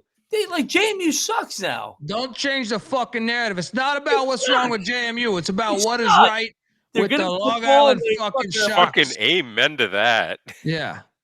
I mean, what the fuck? They got beat. They got their ass beat by Longwood and Long Island in the same week. What the fuck is wrong with JMU? I can tell you this: Fordham's up next. All right, you're over there with your school in the Bronx. I remember that movie, Fort Apache, the Bronx. Anyway, the Sharks are gonna go into your bullshit little venue there in the Bronx. With your goddamn holding on to Vince Lombardi, been dead for fucking 80 years. We're going to go there. We're going to take care of that Rose Gymnasium bullshit, name it after a flower. Might be favored. We're going to win that thing. When are you guys going to start respecting this team? Is it at the Steinberg Wellness Center? Are they playing Fordham in the Steinberg, or are they going to Fordham? They're going to Fordham at the Rose fucking Gymnasium bullshit. I think put a rose there on the grave because it's a fucking funeral. All right, it'll be a fucking funeral there. Hey, this was a double lock on the show and a triple lock in this show right now. The only one that didn't bet it was this guy with the sunglasses on. So I am 2-2 going against Long Island this year. Don't let the stats get in the way of a good story. You know, no offense to the no offense to 3-1 betting on Long Island this year. 2-2. 4.5 I had, and it was a rigged game because nobody saw the game because Long Island's a rigged program. Yeah, no offense to the family, but this line, there was some goofy. It opened at GMU plus 1.5. It closed at Long Island minus 3.5. We know what to do with the Steinberg Wellness Center. I'll tell you that right there. Put a couple guys on the scratch sheet. They play. They might play. We don't know. That's playing the home court.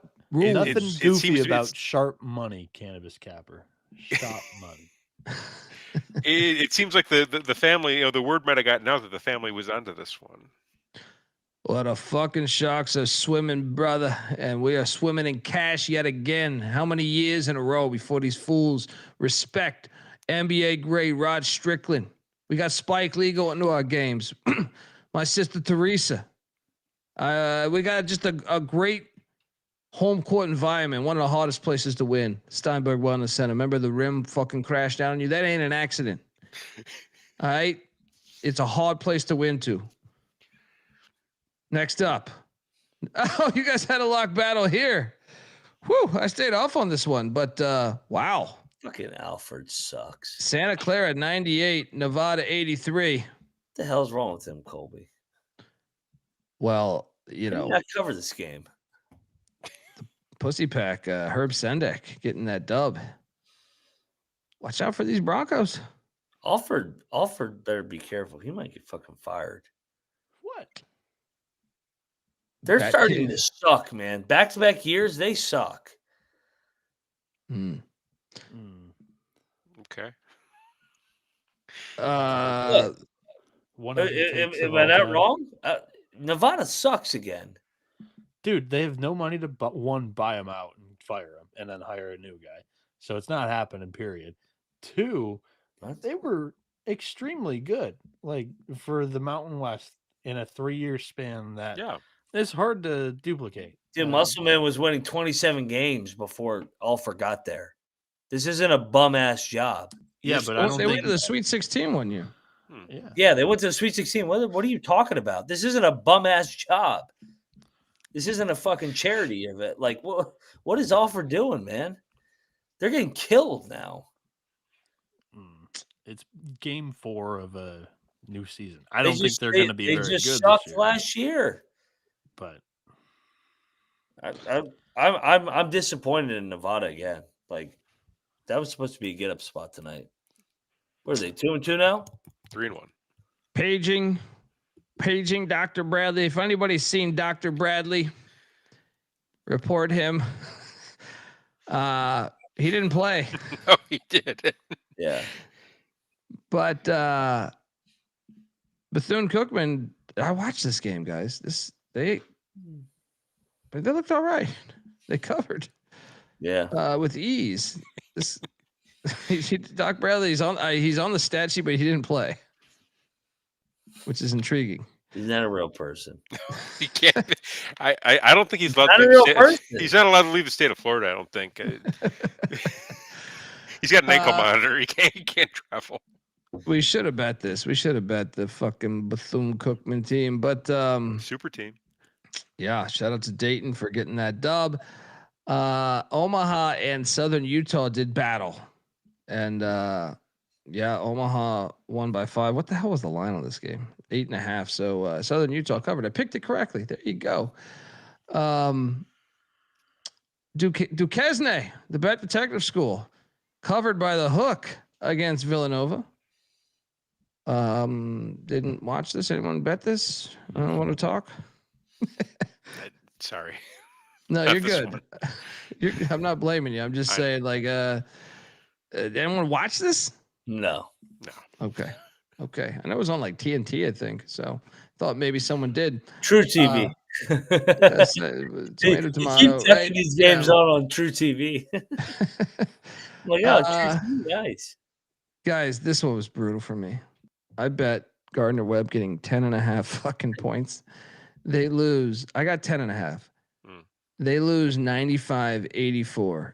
I mean, we were right fucking there. Now, to be fair, though, they were getting drilled and they battled all the way back. When I say all the way back, just below that number.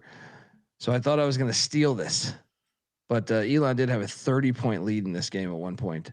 Well, Gardner Webb is a massive look-ahead spot. Probably the biggest look-ahead spot of their entire season, if I'm honest. Who did they got? DePaul. You should give me that intel. Yeah, I ate shit there. I also ate shit right here. Oh, this game. They suck. Your game sucks. Mountain West is struggling to Avetta's point. Yeah. It turned into like a 2-bid league now. Big East, Mountain West, SoCon, all shitty performances so far this season. Yeah, I mean, guys, what's that? I did bet this. I don't think Grand Canyon. I don't think they were ever in this game, were they? No, they were never in this game. This is a beatdown from the beginning. Unbelievable. Then we had Belmont and Oral Roberts. Belmont destroyed them by 23. Picked the wrong side of this. Didn't bet this. Then we had this game, lock battle win for Mac. Good God, Portland. This one was filthy. Cowboys, fucking. I mean, at the half, I thought I was in decent shape. Yeah. No. You ever watch You ever watch Yellowstone? Like the Portland body was like going over the cliff. I mean, that they just fucking annihilated, destroyed, killed, ambushed, deceased. Yeah, the second half. Ridiculous. Just put it on them. You win by 30?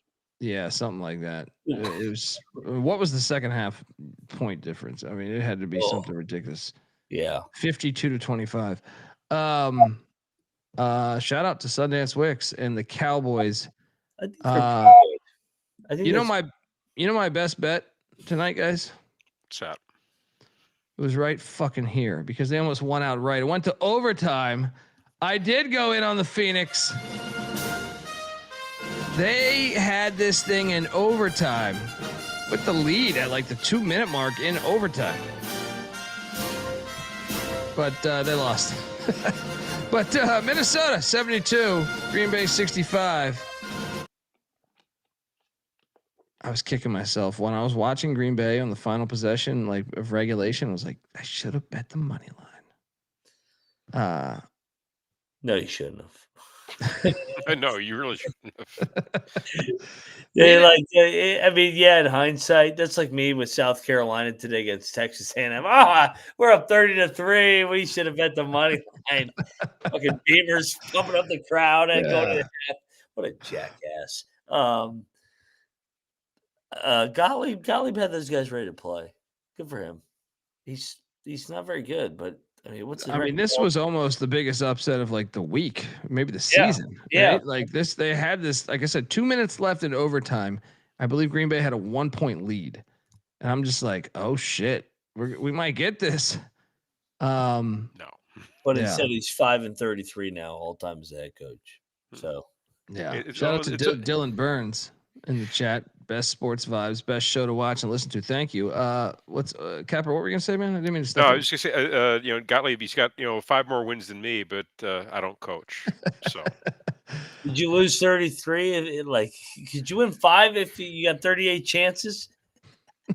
Do I have Green Bay's roster? Or do I get to pick my own roster? Actually, timeout. How many of them have been against D2s? Let's of the 5 wins, you're right. Probably like half. If not more. No, he lost to the D2 last year. He lost to Michigan Tech.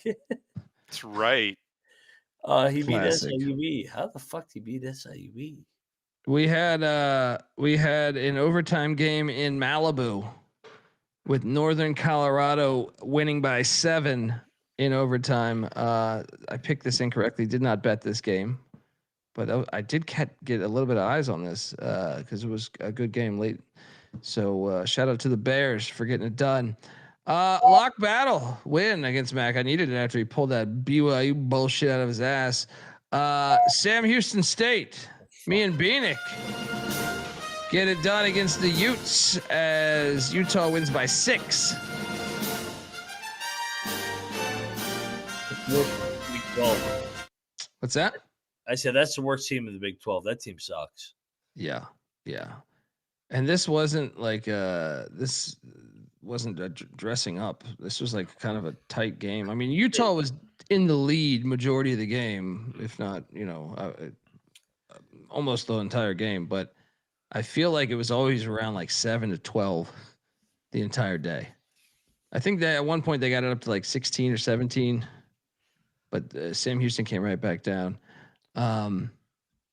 Also, how about this game I watched, and I had this on audio, as you know me.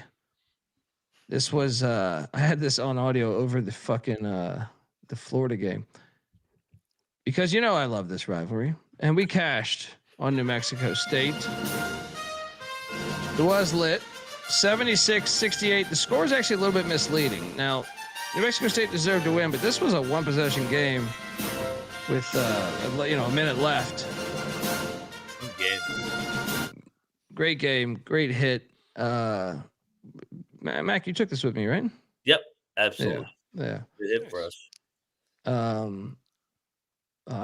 They play again this year, right?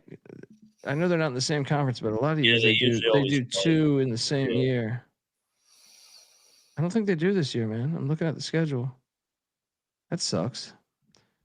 It's shout to the chat. It's another Mountain West loss. That's true. That is true. Conference USA represent.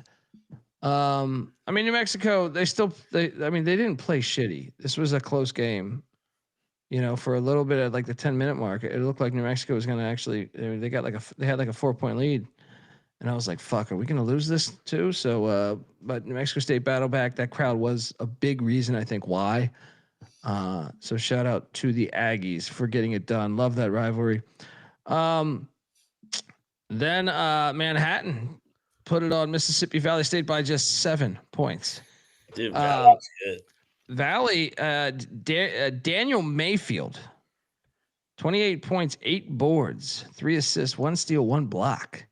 Dog. We also had this, which we lost. They were winning at halftime. Yeah, they were fucking winning at halftime. I watched this whole fucking game. This is brutal.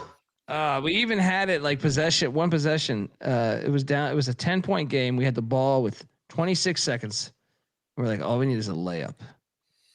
And this motherfucker shoots a 3, and he shot it. It was like contested. So like, I'm not sure if it was tipped or if it was just so contested that it fell like 4 feet short. Gosh, I feel like this was the right side, because this game was always within this before that. Yeah, it just kind of got away from Bradley at the end there. Yeah. I feel like they were, right size, wrong shape, my friend. Yeah, frustrating. And then I did catch a little bit of this one too at the Crack House. As Idaho State, to their credit, they did make this a bit of a game at one point. There, this was like I want to say at like the 3 or 4 minute mark. This was like a 4 or 5 point game or 6 point game or something. But Seattle gets it done. Maldonado had a big game for them. And then a double lock for Mac and myself as the Fresno State Bulldogs. This game was hilarious. There's like 10 people at this fucking game. Nobody was there. I watched this thing. Yeah.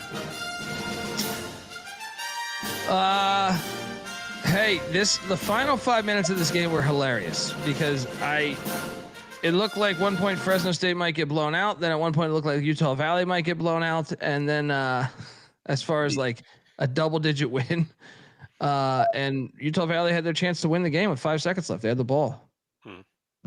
Fresno gets it done. Fresno hit a 3 to get the lead. No way. I mean, Fresno had the lead before. It was going back and forth, but like Fresno's 3 to take the 1 point lead was a shot you do in horse. So shout out to Fresno for getting this one. But they are better though. They are better than last year, dude. Their team shares the ball a lot better. Like I remember going on these airwaves last year just saying, Fresno State is a circus.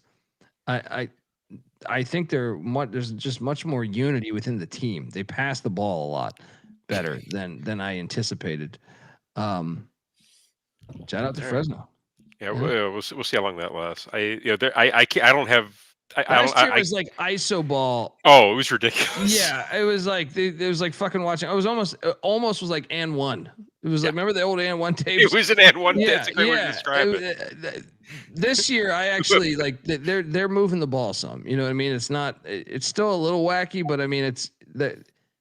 I think they're going to be a lot better record, like night in, night out. Maybe not like they'll probably double it. How many wins they have last year? It wasn't much. For many. But that's what I'm saying. They'll probably double up their wins. They'll be more competitive in a bunch of other games. I think not every game, but I just think night in, night out they'll be more competitive. 6-26 overall, 2-18 in Mount West. Well, they already got 3, so yeah, 9 more to go. There we go. The Save Mart Center. Give somebody some free fucking tickets. Good Lord. I almost went crazy when this game was very close to Irvine wins by 9. I bet the hell out of this game. And let me tell you, away. They're like, my God. Like this was a nerve-wracking experience watching the end of this game because it was in double digits for a long period of time. And right in the final minute, or minute and a half, Weber State got it down to 6. And I'm just like, oh my God. Like this fucking losing. Shout out to Irvine though for making the plays down the stretch, and shout out for Weber for going for the 3 instead of the easy layup. They could have got the easy layup. Where are you guys at with Irvine? Irvine's good. I was on the preview show. I think I had them in my top 3 for the conference, if not the winner. Win. Yeah. I mean, solid win. I mean, they got dressed up, but yeah, a win's a win. They're not as good as I thought they were going to be, at least at this point right now, because they brought back 8 guys from last year's team, and the point guard transfer from Stanford was previously in the Irvine program too. I thought they would hit the ground running. They haven't looked like world beaters yet, but I would still very much have them. I think the Big West is good this year. I definitely have them in that group contending for a title. Yeah. And then the nightcap that just went, Hawaii wins by 6. Hawaii just wanted to stop playing. It was fucking believable. This was the let's go home game. How did they not cover this? They wanted to go home. They were just tired of playing. They are home. Well, they wanted to not have to play for 87 consecutive days. What was that? Dude, Mac, I know you were at you were dropping Molly, but I'm saying That was slow watching. This was like a 2-point game with Dixie State having the ball. Oh at my one God. Yeah. I hate this Dixie bullshit. Yeah. Okay. So that's our slate there. I'm going to load up these slides. While we do that, I'm going to load these slides. Game balls, though. I will start off with. Let's go. You know what? I'm going to go State. I didn't realize that New Mexico State had lost 3 straight in Las Cruces to New Mexico. So there we go. Give me New Mexico State game ball. Rio Grande rivalry. Boom. Mac? I am getting a lot of enjoyment of Georgetown being back. Nice one over Clemson. His previous stop is not doing well, and Ed Cooley keeps rolling. It's pretty good. Yeah. Cap? I'll go Virginia for covering the big number. Yeah, scoring over the fact it scored over 100 points. Yeah, I mean for Virginia, that for years past, that hasn't happened since Ralph Sampson. Bieniek, where are you going, game ball? I'll hand one out to Maryland. Battled a shitload of That's a good game ball. That's a really good game ball. Early in the season, in this game, so many injuries. What about Buzz Williams goes back to his former employer, pulls out a victory in front of a lit crowd. Terps. I like that. Second game ball. Let's go with what was the most shocking win other than that? Let's go with I'm gonna go with Merrimack destroying my Boston bet and destroying it by the whole game. They went up to BU and just fucked them up. Warriors did come out to play. So give me a game ball there on the Warriors. Mac, where are you going next? I'll go Vermont. Northeastern was winning at half, and they battle regionality. That was a big win to stay undefeated here. I like it. Yeah, we were talking about that one earlier. Cap, where are you going? I'm gonna go. Give me St. Thomas. Getting the win on the road. That was a good win for them. They needed that. That was good. That was good. Cashed it. Bieniek, final game ball. Where are you going? Final game ball. I will hand it to St. Louis. It was a game that I was super excited for today, and they kind of turned it into a little bit of a laugher. Blew Grand Canyon out almost since Jump Street. Definitely in the second half. Yeah, we didn't really give them a whole lot of love during that segment because the game didn't quite live up to the billing. But Deion Brown had 15 rebounds tonight. McIntyre had 20 points. SLU just has a lot of really good moving pieces right now. They have like a deep rotation going and they look good tonight. Yeah, good game ball. All right, let's go to the slate.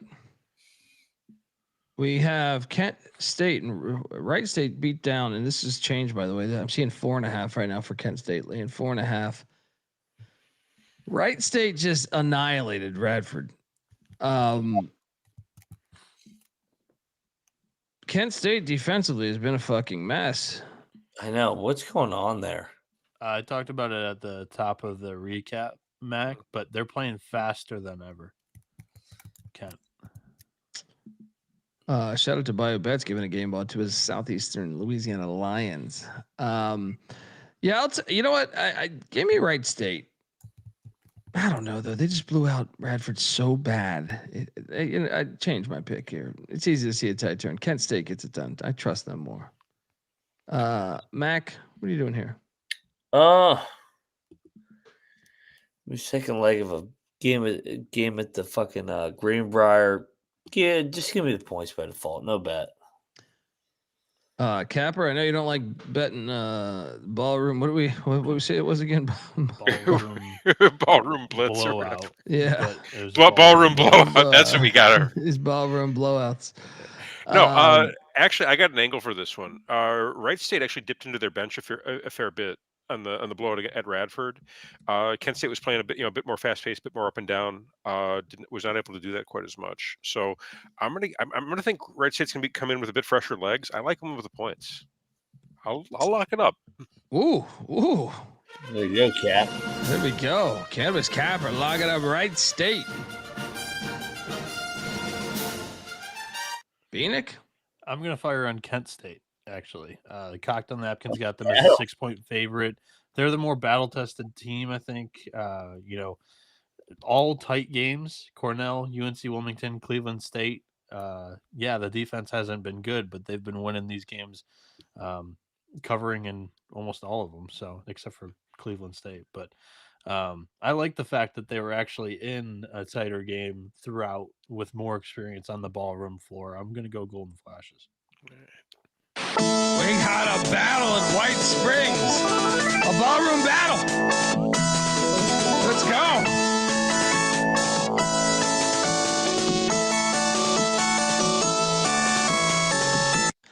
Next up, we have Wagner taking on UMBC. UMBC's laying 6.5. Wagner 0-3. But just a 2-point loss to Fordham the other day. Give me the points in the Seahawks. No bet. Capper, what are you doing here? Who the fuck is UMBC to be laying 6.5 points? Give me Wagner plus the points. No bet. I'll save my powder, but that's I'm borderline. Mac? Capper's working with a lot of powder over there. I want a money line here. Give me Wagner. Lock it up. UMBC sucks, and Wagner's been knocking on the door to win one of these games. I think Wagner gets up here, lock it up, and sprinkle some on the money line. I mean, UMBC looked all right against Dayton, though, right? Yeah. What about? I mean, Wagner has a 2-point loss to Fordham. I know. I'm just saying, UMBC. Are they that terrible? It's a Fordham team that lost to D2, not D2. Never mind. Lost to NJIT. NJIT, yeah. Opening It's in the aging a little game. bit better. Yeah. I mean, UMBC just won at the buzzer against Morgan State. That's a rivalry game, though. You know, Yeah, inner just feel city like battle. yeah. Give me Wagner. All right. Moneyline McIntyre, locking up the Seahawks of Wagner. Bieniek? I'll go Wagner. All of us are on Wagner. Next up, we have App State at fucking Dartmouth. Strange game. So weird. Yeah, App's laying 1.5. I'm gonna lay it. I could see. I'm just gonna lay it. I'm not gonna bet. I mean, I guess I could be talking to a lock, but they've been. I locked them up. What was it? The first game they lost by like 40 on the road. Didn't you say that we have to push you into every game you were kind of sideways on? We have to push you into it. Was that the request? All right, yeah, that's right. Let's go. App State minus 1.5 lock. Let's go. Capper, you with me? I'll ride with you. Let's fucking go. Double lock on these Mountaineers against fucking Dartmouth. Mac? Line stinks, but I'll dive into it. App State, Dustin Kearns, lock it up. Bieniek, quadruple lock. Quadruple lock. Cocktail Napkin has an edge here too. It's got the Mountaineers favored by 6. Dartmouth is, I think, due for a little bit of a regression season. Last year, their defense was incredible, but they lost a lot of their stars. I'll go Mountaineers, and Dustin Kearns is a pretty good defense. Quadruple lock on App State. Love those drums. Next up, we have Notre Dame, Ohio State. Notre Dame is catching 8.5 lock. I will lock up the Irish plus 8.5. Sprinkle the money line here is what I would say. Plus 320 on the money line. Sprinkle. Cap, what are you doing here? See, Notre Dame isn't. Well, they lost. They beat Long Island, and so I guess they did play somebody. They did. They played a great team, a Final Four contender. Yeah, Ohio State just beat App. They beat PFW. I'll lay the points, but I'm no bet for me. Bieniek, what are you doing here? I will take the points with the better coach. This is a lock, dude. 8.5. I don't love it. I mean, neither do I. Ohio State's got top 25 talent in the country, but I just think they got a 16-year-old driving a Lamborghini over there. So, Mac, what are you doing here? I'll lock up Notre Dame. Yeah, there we go. There we go. It's like an easy play. Money line. I said money line, Mac. Hit the fucking money line here. He's won there before at Penn State. Yeah, let's go. Next up, we have Bryant taking on Valpo. Valpo is laying 4.5 now. It's gone up a point. God. Gosh, give me I'm actually gonna lay it with Valpo. I hate Valpo too. It pains me to say I'm gonna follow the early money, and I'll lay it too. Correct number is 1-800-GAMBLER, I think. What are you doing? I'll lay it, but no bet. I get to see. I have no interest in this game. I'll lay it, no bet either. Yeah. Next up, we have Hampton at fucking Holy Cross. Hampton's laying 4.5. Is this a Holy Cross money line play? I just think it's a short line for a winless Holy Cross. Yeah. It's their home opener. Or no, it's at a neutral site. Neutral. It's in Providence. Yeah, it's in Providence. So how the fuck are they getting this number? I would think it'd be like 6.5 or something like. Holy Cross is off the Utah trip too. I think the side is Holy Cross based off the numbers. I think it is too. Yeah. It's been This five. is- It's been 5 days since I got back. I'm This going is that in. Brown MTE. We locked up Hampton against Brown on Friday. Ivan Thomas coming back to the scene of the crime with Ed Cooley at Providence a couple of years ago, and he won by basically 10 at Brown. And now this is for a 2-0 weekend in the MTE. Well, that's what I'm saying. The line doesn't make any sense. Yeah. I'll dive in. Let's lock it up. Bed and breakfast, baby. I'm going to battle you. Yeah. Okay. I am going to bet Holy Cross because I learned this from losing UConn today. And Yeah, Holy Cross is going to win outright. Yeah. Dave Paulson and company. He's a good coach. Yeah, Ivan Thomas got a nice win the other night, but they're going to get a split here. Yeah, give me Holy Cross. Lock it up. Yeah, Triple money line lock. play. Yeah, we got a nice battle. Bieniek on the Pirates. Mac, Dundee, Cap on fucking Holy Cross.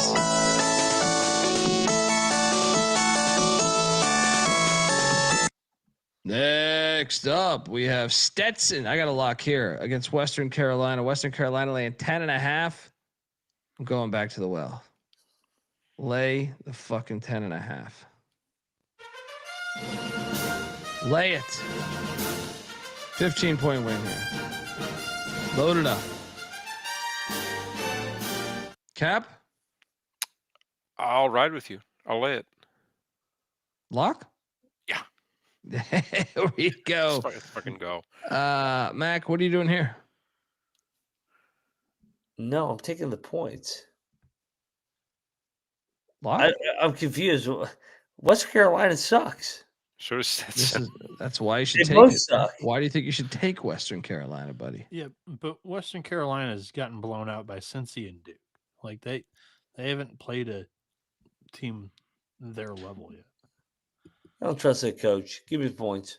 Neither has Stetson, for what it's worth. Donnie Jones is a proven winner.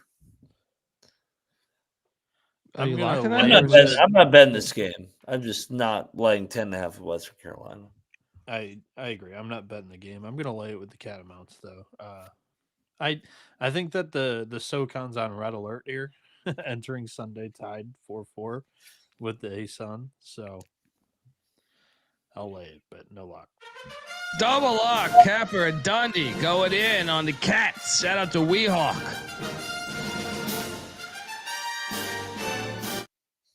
Next up, we have UMass Lowell at Wake Forest. Wake Forest laying 28.5.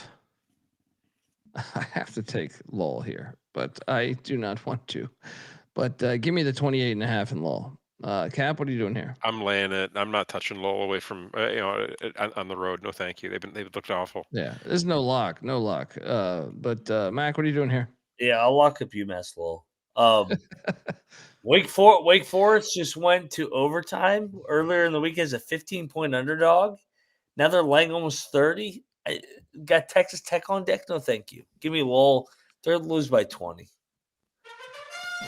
Money line, Mac, lock it up low. Plus 28.5. Bieniek? It's a lot of points. Wake Forest in a sandwich spot, and they haven't looked too sharp against in the bye games so far this season and the two that they've played. So I'll take the points. Next up, we have the Real Blue Devils of Central Connecticut State, fresh off a huge win, catching 10.5 against Frank Martin and the Minutemen. They played last year. The Real Blue Devils took down the Minutemen 73-69. So revenge, 10.5 point spread. Where the fuck are they getting this from? Dude, UMass gonna win by fucking 30. Yeah. The Central Connecticut's off the big win over BC. Oh, big win. Yeah. Win over BC. Oh, this is a blowout. This might be my favorite sport. think UMass. What is the number here?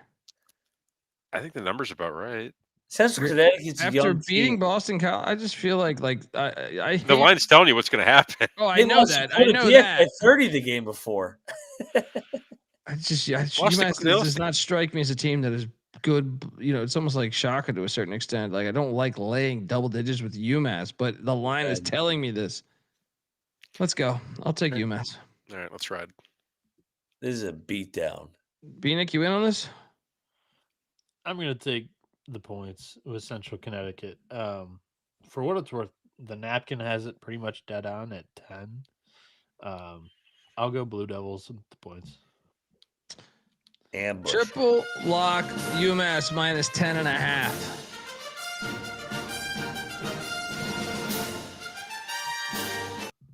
Next, we are going to Blacksburg, where Charlotte is catching 17.5. Okay, give me these points. Give me these fucking points. I can be, I can be talked into a lock here. Yeah, I could be 17.5. I like the points, but no bet. Who does VT have? And who's Virginia Tech have on deck? Anybody? Nobody. They have Bryant. Yeah, it's a sleepy. It could be a little sleepy spot for them. If they just blew out St. Joe's, and now they're catching 17. Laying 17. I'll lay it with Charlotte. I'm not going to bet this. Yeah, I'll take the points to Charlotte. No bet. Bieniek? I'm sorry. Take the points to Charlotte. I apologize. Got it backwards.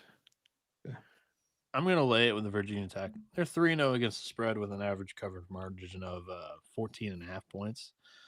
I'm not going to bet it, but maybe we're a little bit off on the Hokies. They're better than we all thought. I think that's fair. South Florida is at Kennesaw. This is the Abdul Rahim game. May he rest in peace. South Florida's laying 4.5. I think we should bet South Florida, guys. They got to get this, right? They lost the other day to G-Dub. They got to get this. This place will be lit, though, right? Yeah. They did beat Coppin in between that. I think it's a short number to lay. So, yeah. By the way, both of these coaches were on Nate Oates' staff. I'm going to go in on South Florida minus 4.5. Lock. Well, going in. Yeah. Give me South Florida. Double lock. Take Hodgson. Bieniek? Oh, I'm sorry. Go Kennesaw State. I think they really get up for this Amir Abdur-Rahim spot. When he had Kennesaw State rolling, that gym was on fire. And I think that this will be a really good home atmosphere. I'll take the Owls and the points. Are you going to lock it? No, I just think it's going to be a great game. I'll lock it up for Kennesaw. I'll battle. Wow, there we go. I like it. We got a battle. Dundee and Mac on the Bulls. Cap on the Owls. Who is going to win this one?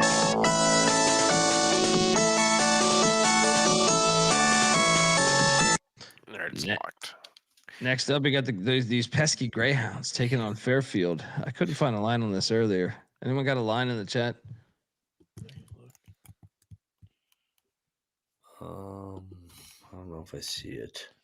This is an MTE. They played yesterday, so that's the reason why it's not. Yeah, no line. Check the picks page. Free SGPN app, free to download in the App Store and Google Play Store. Yep. Next up, we have Western Michigan, South Dakota doing battle in Vermilion. South Dakota's laying 3.5. Should we bet South Dakota, guys? I kind of like the spot for South Dakota. Western Michigan's been ass. Yeah, I'll bet South Dakota. I'm in. Let's do it. Double lock. Yeah, triple lock on South Dakota. Yeah, triple lock. Bieniek? Keep it rolling at home. I'm going to go with the Broncos. Wow. But I'll go with Michigan man through and through. Wow. All right, so just a triple lock. We have music for that. And it is right here. Welcome to the party, pal. Friends through eternity, loyalty. Triple lock on the Coyotes, the South Dakota and Vermilion. Lay at 3.5. We're up top 'cause we play to win. Next up, Texas A&M Corpus Christi heading to Stillwater. Steve Lutz Bowl. Yeah. This line has come down 2 points since I made the slide. I made the slide at midnight. It's 3:30 in the morning. So, I mean, that's pretty shocking. So the money's coming in on Corpus Christi. Yeah, I'll lock up Corpus Christi. I think we have to, right? Yeah, I mean, this is where Lutz started his coaching career. Him and Shaw are good friends. I'll take the points. Lock it up with Corpus Christi. I'll go. That's his successor. Can't talk. Cap. This is the Islanders' fourth straight road game. They're just off Kansas. I think they get fucking drilled here. No, he ain't gonna run it up. But still, is 21.5? Is that running it up? They'll win by 13. I'll say they win by 25. I'll lay it with Oklahoma State. Lock. You want to battle? Yeah. It's battle. Let's do it. Why not? Yeah. Bieniek. I'm on the points with Corpus Christi. I'm not betting it though. We got a battle. Dundee back on the Islanders. Cap saying, "How about them Cowboys?"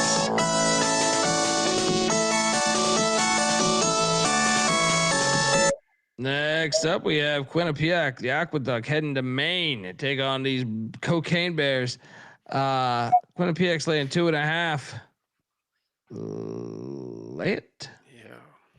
No bet.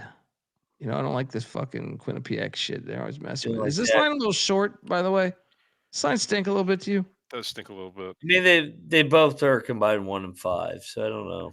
Yeah, all they've done is play bye games. So What are you doing here, Mac? Give me Quinnipiac. No bets. I have no idea on this game. No bet. Yeah, I don't know who's going to show up for this either. Yeah, I'll lay it with Quinnipiac, but no bet. I'm same side. No, thank you. Yeah, I'll take the home dog. there we go. You locking Next- it? No, sorry. right? Samford is in Conway after playing the Arkansas to the wire. Yeah. They're laying 7.5 against Central Arkansas. 8.5 now, actually. I see 8.5 now. Nope. I mean, everyone's going to be on Samford. You got to take the points, but I'm not betting this fucking thing because Central Arkansas has been ass over the. But give me the points. No bet. Mac, you locking this? Yeah. It's on Central Arkansas. Yeah, I'll take Central Arkansas on the back-to-back road spot here. I mean, Central Arkansas, yeah, they haven't beaten anybody, but they've also played Arkansas and North Carolina. So they finally get a home game against a real team. Give me the points. Lock it up. 1 possession game.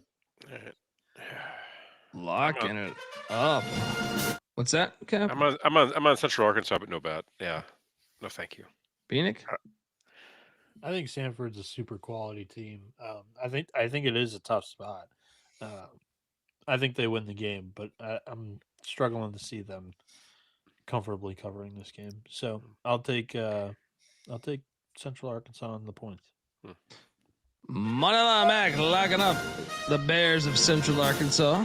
Shout out to AJ South in the chat. He says we're getting them through tough times, man. Appreciate you, man, and best wishes on your future endeavors and shit. You know, glad that we could play some sort of a role in helping you with that, brother. Next up, the Whores of Radford. Good God, they get destroyed. Is that team a fraud yet, Noah? 49. Just they lowered those by 40 yesterday. We don't have a line on the Skidden State. We won't until later. So check the picks page. Fraud. We have a line on Kent State, right? Yeah, that's weird. I don't see Radford, Cleveland State though. Yeah, this Radford's a phony program.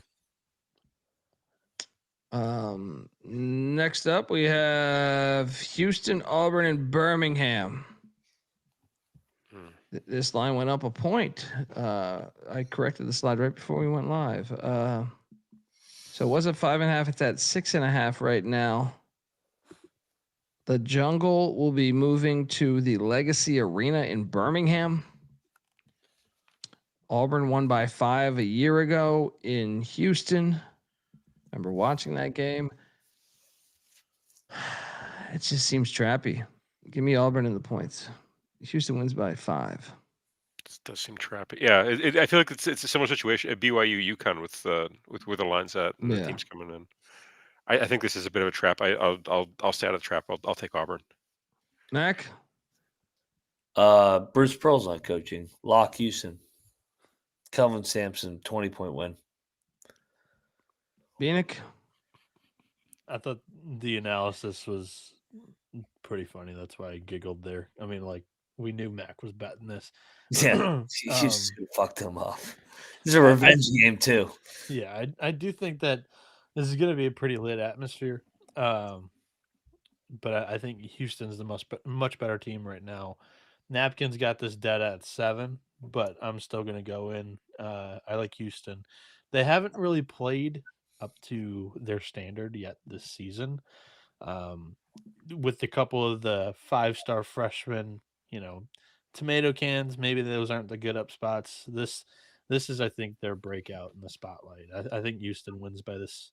This one could be a 20-point game. I really do think. So you're locking this? Yeah. I like the revenge angle. I like the coach angle. Give me Houston. Double lock on the Cougs. Bieniek and Mac. I'm gonna stay off. Also, I will say this: if you're gonna bet Auburn, you might as well wait. This thing might go to like 8.5. Yeah, if you want, you should get it now. That thing's going 8.5. It already went up a point. So. Next up, we have Tennessee State taking on Western Kentucky. Western Kentucky laying 10.5. Where was the up a point, by the way? I'm still seeing 6.5. No, I'm saying like I had it at 5.5, and right before I went live, it was I saw it was 6.5, so I went and adjusted it. Okay. Tennessee State's catching 10.5 at the tops. I was thinking about this one. Why should we not bet the tops? We probably should. Portal team, but they're off a big win. They won by 24 at Tennessee State last year. It was a week ago, though, so they've had some time to decompress off the rivalry win. They beat Tennessee Tech by 12 this year already. Yeah, Tennessee Tech not good. I will say Tennessee State, their only road game, they only lost by 8 at Belmont. Tennessee State hasn't looked bad, in my opinion, this year. The non D1 teams, they've blown the shit out of them, and I watched all of that Belmont game, and they didn't look out of place. So, I'm sorry. Go continue. I think that Plona would be the better, more experienced coach than Nolan Smith. That's my angle why I'm laying the points, but I'm not betting it. Another thing is Western Kentucky just won the 100 Miles of Hate rivalry today, so everyone might be fucking really fucked up. It'd be a hangover day, yeah. Yeah. What a fuck up block. Give me Tennessee State. This is gonna be a game, man. I'm gonna stay away, but moneyline Mac, I'm locking up the Tigers, Tennessee State.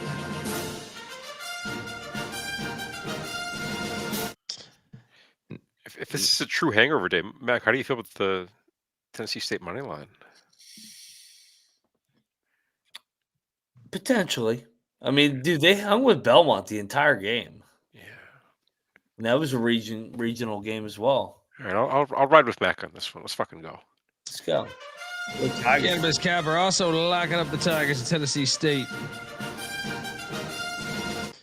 Next up, we have Lindenwood taking on Alabama A&M in Huntsville. No line. Check the picks page. How do they not have a line for this? They didn't play today, right? No, they don't have a line, though. They don't have a game. They don't have a line for another game, too. What the fuck? And that is right here, Presbyterian. Yeah. Actually, I got a lock here. Here, Sac State minus 4.5. We're going in on this. Sac State. The Bibby Shack special right here. Lay it with Sac State. Get this Presbyterian bullshit out of my face. All the way to Sacramento. Yeah. Anyone joining? Yeah, actually, Colby, I was writing this one up for a sheet for shortscalingpodcastnetwork.com before I jumped on the show. This is going to be one of my article plays tomorrow. I'm laying the 4.5 with Sac State. I love this play. I think they crush them. Yeah, I'm in. Mac? Cosign. Back-to-back losses by what? One possession each? I think it's a blowout. Sac State rolls. And that crowd is legit so Yeah. far this year. Yeah. So, Yeah. yeah. Bieniek? I'll lay it with Sac State. I actually haven't put my own eyes onto them yet this year. I'm not going to bet this. They're talented. I'll sit this out. Triple lock on the Hornets of Sac State. Buzz, buzz, sting, sting.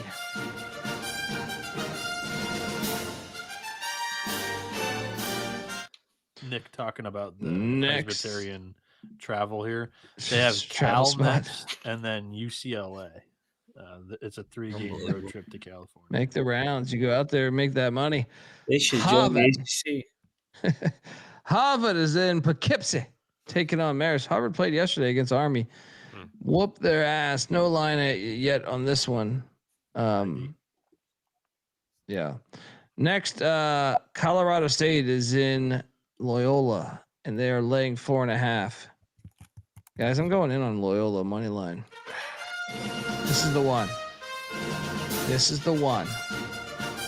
Plus 175 money line. Cap? Loyola, they've already lost at home this year. Yeah. Against Mercyhurst. I'll lay the 4.5 with Colorado State, but no bet. I'm not touching this. Until I see Loyola actually have a decent game, I'm not touching them. They've been ass. I mean, I thought they actually answered back against North Texas decently, but yeah. That was a weird. That was in like it was like in like a neutral site, like off campus. Nobody. There was like 700 people at that game. There was nobody there. All right, we'll see. Which, to Colby's point, maybe a little bit more people on campus, or a little bit. Oh, there should be, yeah. atmosphere. But I think Colorado State is like a legitimately good team. I do not think Loyola Chicago is a legitimately good team. I'll lay the 4.5, but I'm not betting this. I'm going to take the points with the Ramblers. I still have some questions about Farouk Manesh. This is his 4th total game and first road game as a head coach. I'll take Denzel Valentine. Right. Or Mac? no, Drew Valentine. Oh, Loyola Chicago outright. Colorado State first road game, first year head coach road game. Loyola, the Ramblers get right. Shout out Sister Jean. Double lock. Rest in peace to Sister Jean.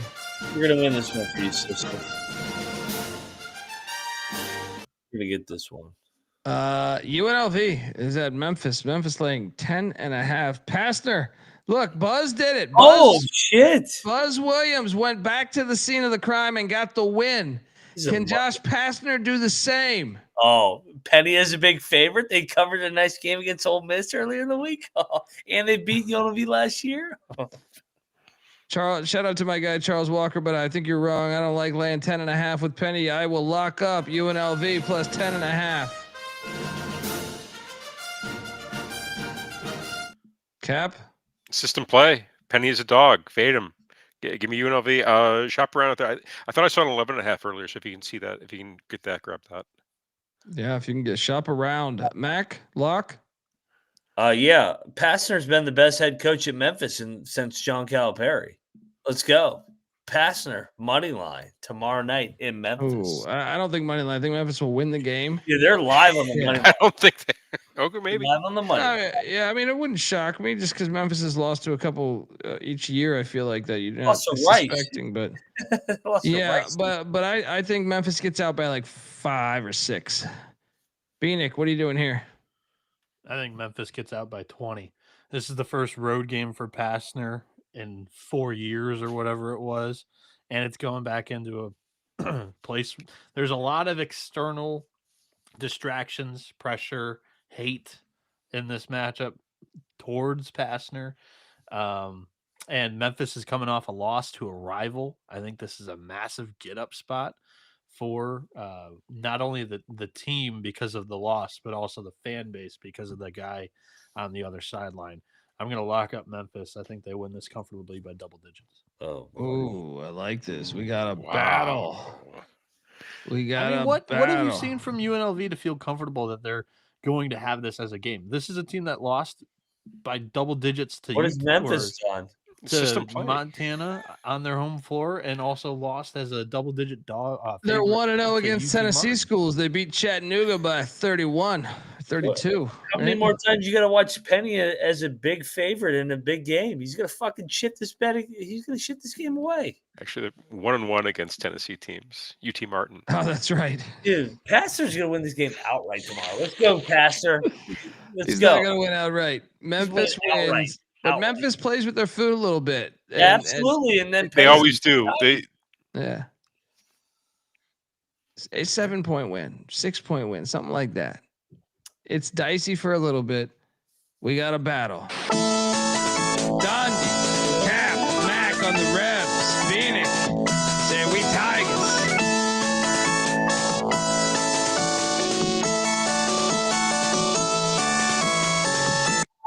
Next, Incarnate Word is at Indiana. Nobody's watching this bullshit. How the hell did this game get on the schedule? It's a question. Signetti put this on the schedule. I love the Bison back. Yeah, 25.5 is the spread I'm seeing. It's come down a point since I made this slide. Lay it. Yeah, I guess. Yeah. You blocking Indiana? No. No. Indiana covers every game. Fuck them. Yeah, they cover every game. So it's I'm saying lock it. I'm not- I'll lay with Indiana. I'll lock it. Wow. Okay. I hope they don't cover. I don't like Indiana. You know the money's going against you right now. Bieniek, what are you doing here, buddy? I will go. I'll lock up Indiana. DeVries has been steamrolling teams this year. Yep. 40-point win over Alabama A&M, 25-point win over Marquette, 30-point win over Milwaukee.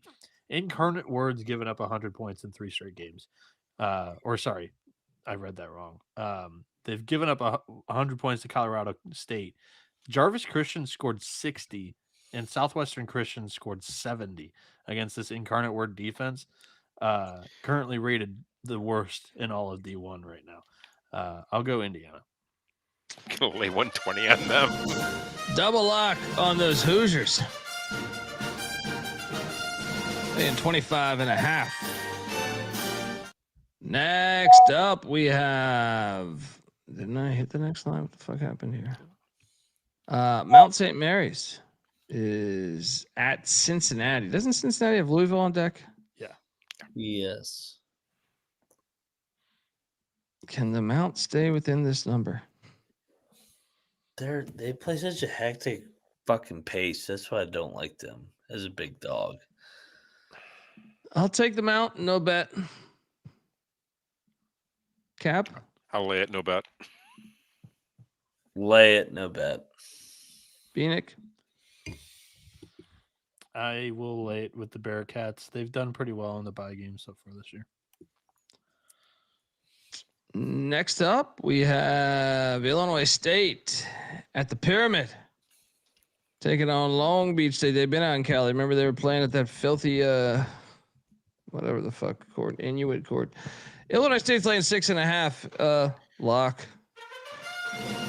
I'll lay the 6.5 with the Illini State. Stinks a little bit, doesn't it? Cap? It'll stink a little bit. I'll lay it, but I'm not going to lock it. Mac? Yeah, I'll take Illinois State here. Lock it up. Bounce back off the disappointing USC game. Like you said, they already been out there. They roll double digits. Long Beach. Double lock on Illinois State. Bieniek? Is that total correct? 44. I'm gonna go on the Yeah, under no, here. I see it at 143.5 right now. Yeah, it's dropping a little bit. This one does smell quite a bit. The Napkins got this at 131. I think Ken Palm's got this at 130. Long Beach State really struggles to score. Their unders have been automatic so far this season. I'm going in on another under in Chris Acker and his boys against Illinois State. I think Illinois State can put up 70 to 80 in this game, and it still should be comfortable. Like, I am a little bit nervous about the Illinois State spread because that really smells, but both overall smell. I'm going to take the under because I got a chance, even if this is a close game. All righty. Bieniek locking up the under with Illinois State, and myself, Moneyline Mac, locking up Illinois State ATS. Next up, we have Akron catching 19.5 at Purdue.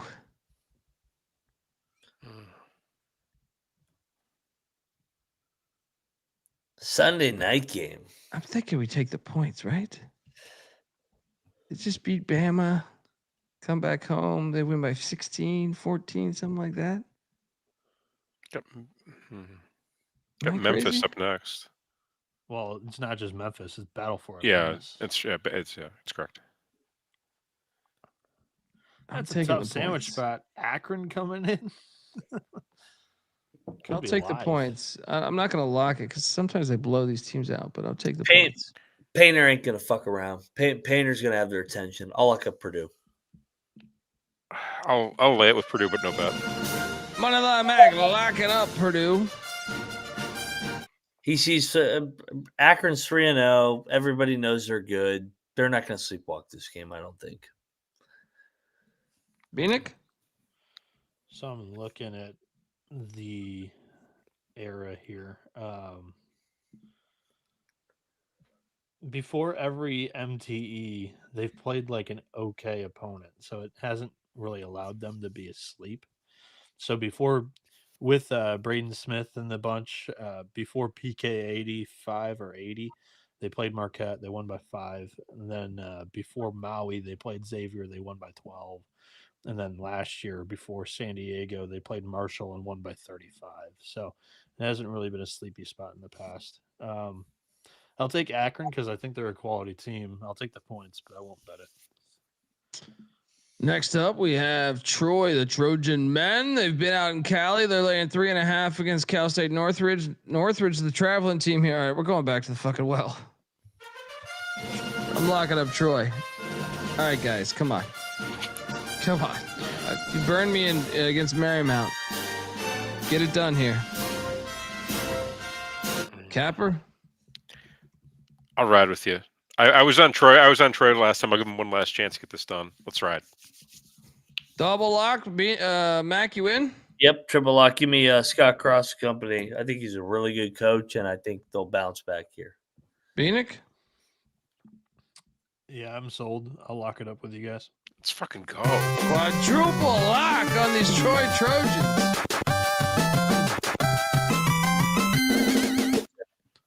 Troy's been super solid on the road this year. Yeah, they had the one hiccup against Loyola Marymount, but they've also got road wins at Kent State in overtime and at Furman. Like those are two quality bunch.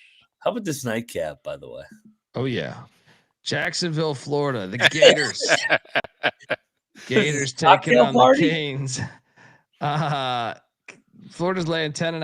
I'm locking up the Canes plus 10.5. Saw Florida State almost knock them off. Give me the 10.5 and the Canes. Sprinkle that money line. Cap? I think some of the problems that we saw with Florida at Florida State, or sorry, playing Florida State, won't be solved in one game. I think too many points. I'm on Miami plus 10.5. Let's go. Shout out to Avetta. She'll be at this game. Right on. If anyone going, hit her up. She's fantastic. Gator, you're battling, huh? Yeah. Florida rolls by 20 tomorrow. Jai Lucas, it's a little humbling experience here. Florida got their scare out of the way against Florida State. They're going to roll tomorrow. They'll get right here finally. Bieniek? Yeah, this is going to be a little bit of a road atmosphere for Jai Lucas, with Florida fan base having a large presence in Jacksonville. Jai Lucas' first game away from home as a young head coach. The 3 teams that he's played so far: Jacksonville, Bethune-Cookman, and Stetson. He's had fun beating up on the little guys in the state. Time to go take on the Gators and take an L. I think Florida wins this by double digits. I'll lock it up. Last game of the day. We got a battle. Mac. Bieniek on the Gators. Cap, did you say you're with me on this? Yeah. Yeah. Okay. Cap Dundee on the cane. Sorry, it's fucking 4 a.m. I've slept 2 hours. We're live.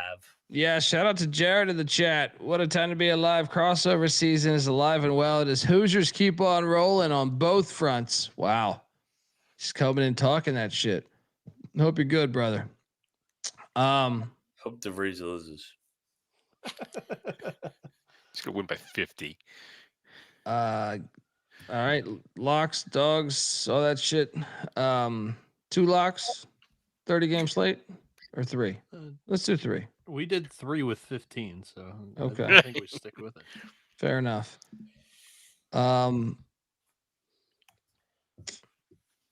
gonna lock Loyola Chicago as one of my locks.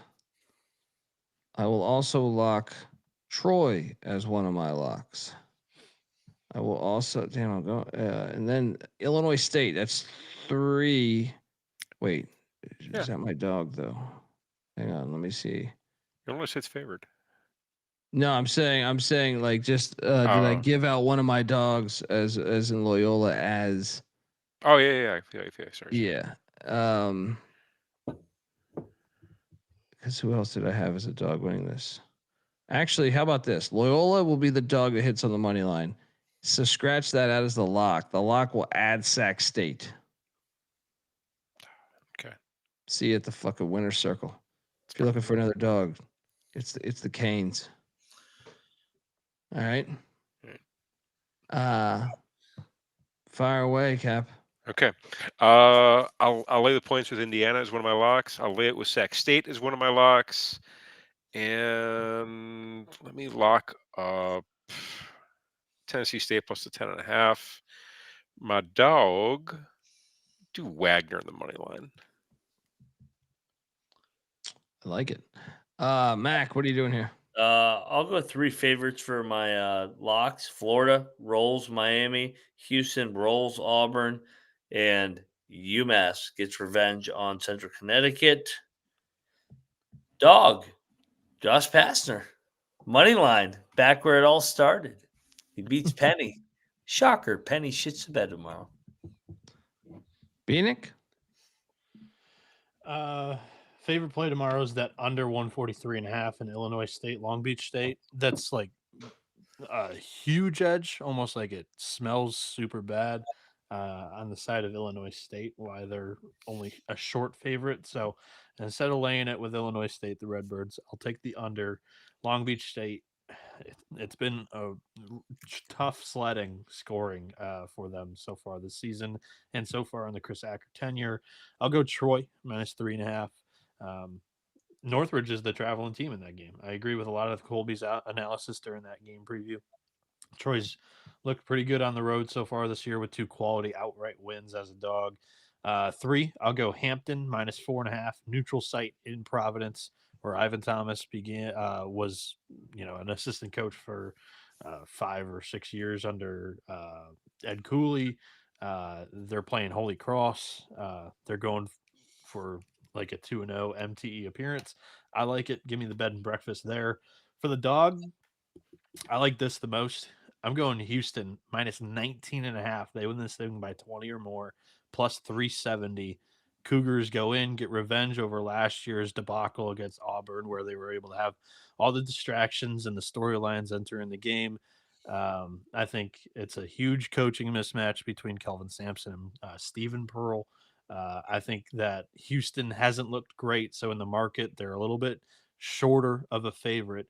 They've got some 5-star freshmen that haven't really clicked so far. I think under the bright lights, the spotlight game of the day, this is where they break out. I think Houston holds Auburn to like 50 points and they put up 70. That's the type of game I see. There we go. Okay. Folks, Noah Bieniek's on Twitter at NoahB77_. Cap, is it at Cannabis Capper? It is at Cannabis Capper. Okay. Moneyline Max on Twitter at Moneyline_Mac. I'm on Twitter at DColbyD. Some people in the chat there. Football reaction show tomorrow. Yes, it will be tomorrow. We're gonna do it tomorrow night though, not tomorrow at 10 a.m. It'll be tomorrow night. Tomorrow night is like kind of when the slate heats up. Maybe I advise 3 or 4 in the middle of all the games. How about no? I can't do that. I can't do that. Yeah, it's easy for you to volunteer. Yeah. That's when you wake up. Dude, I've slept 2 hours in the How past about fucking, no? like How about 48 night? hours. Yeah. Yeah. So tomorrow night, like around 9 p.m. Eastern, 9:30, we will do that. Till next time, folks. Appreciate everyone rock with us. Shout out to Tribeca and everyone else that donated money to help us out. We are grateful. And yeah, we'll be back tomorrow talking ball. Love this shit. All right. Till next time. This is the college basketball experience. You better start thinking about yours.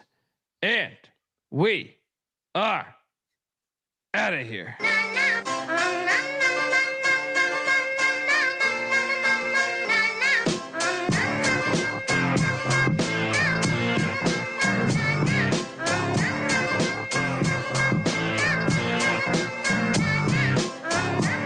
It's got me thinking about the good shit the minute that I seen your grill again. It made me good trip, good dog the mind back like dog will wind that. Man, I didn't get mad when you near me hit me can back, but the comings on was strong. Now my shit's coming along, you know the song. The truth is I'm pretty much on 5 again. It's heating up for real, I'm alive again. And that's the attraction factor. Vancouver, Michigan with my rap disaster. Yeah, you know you want it how you want it. No need to trip cause I got it, doggone it. It's all yours and the extras too. All the super music and the sex for who? Just get it straight cause he caught me in a good mood. Let me demonstrate what this time of year could do. Sing it.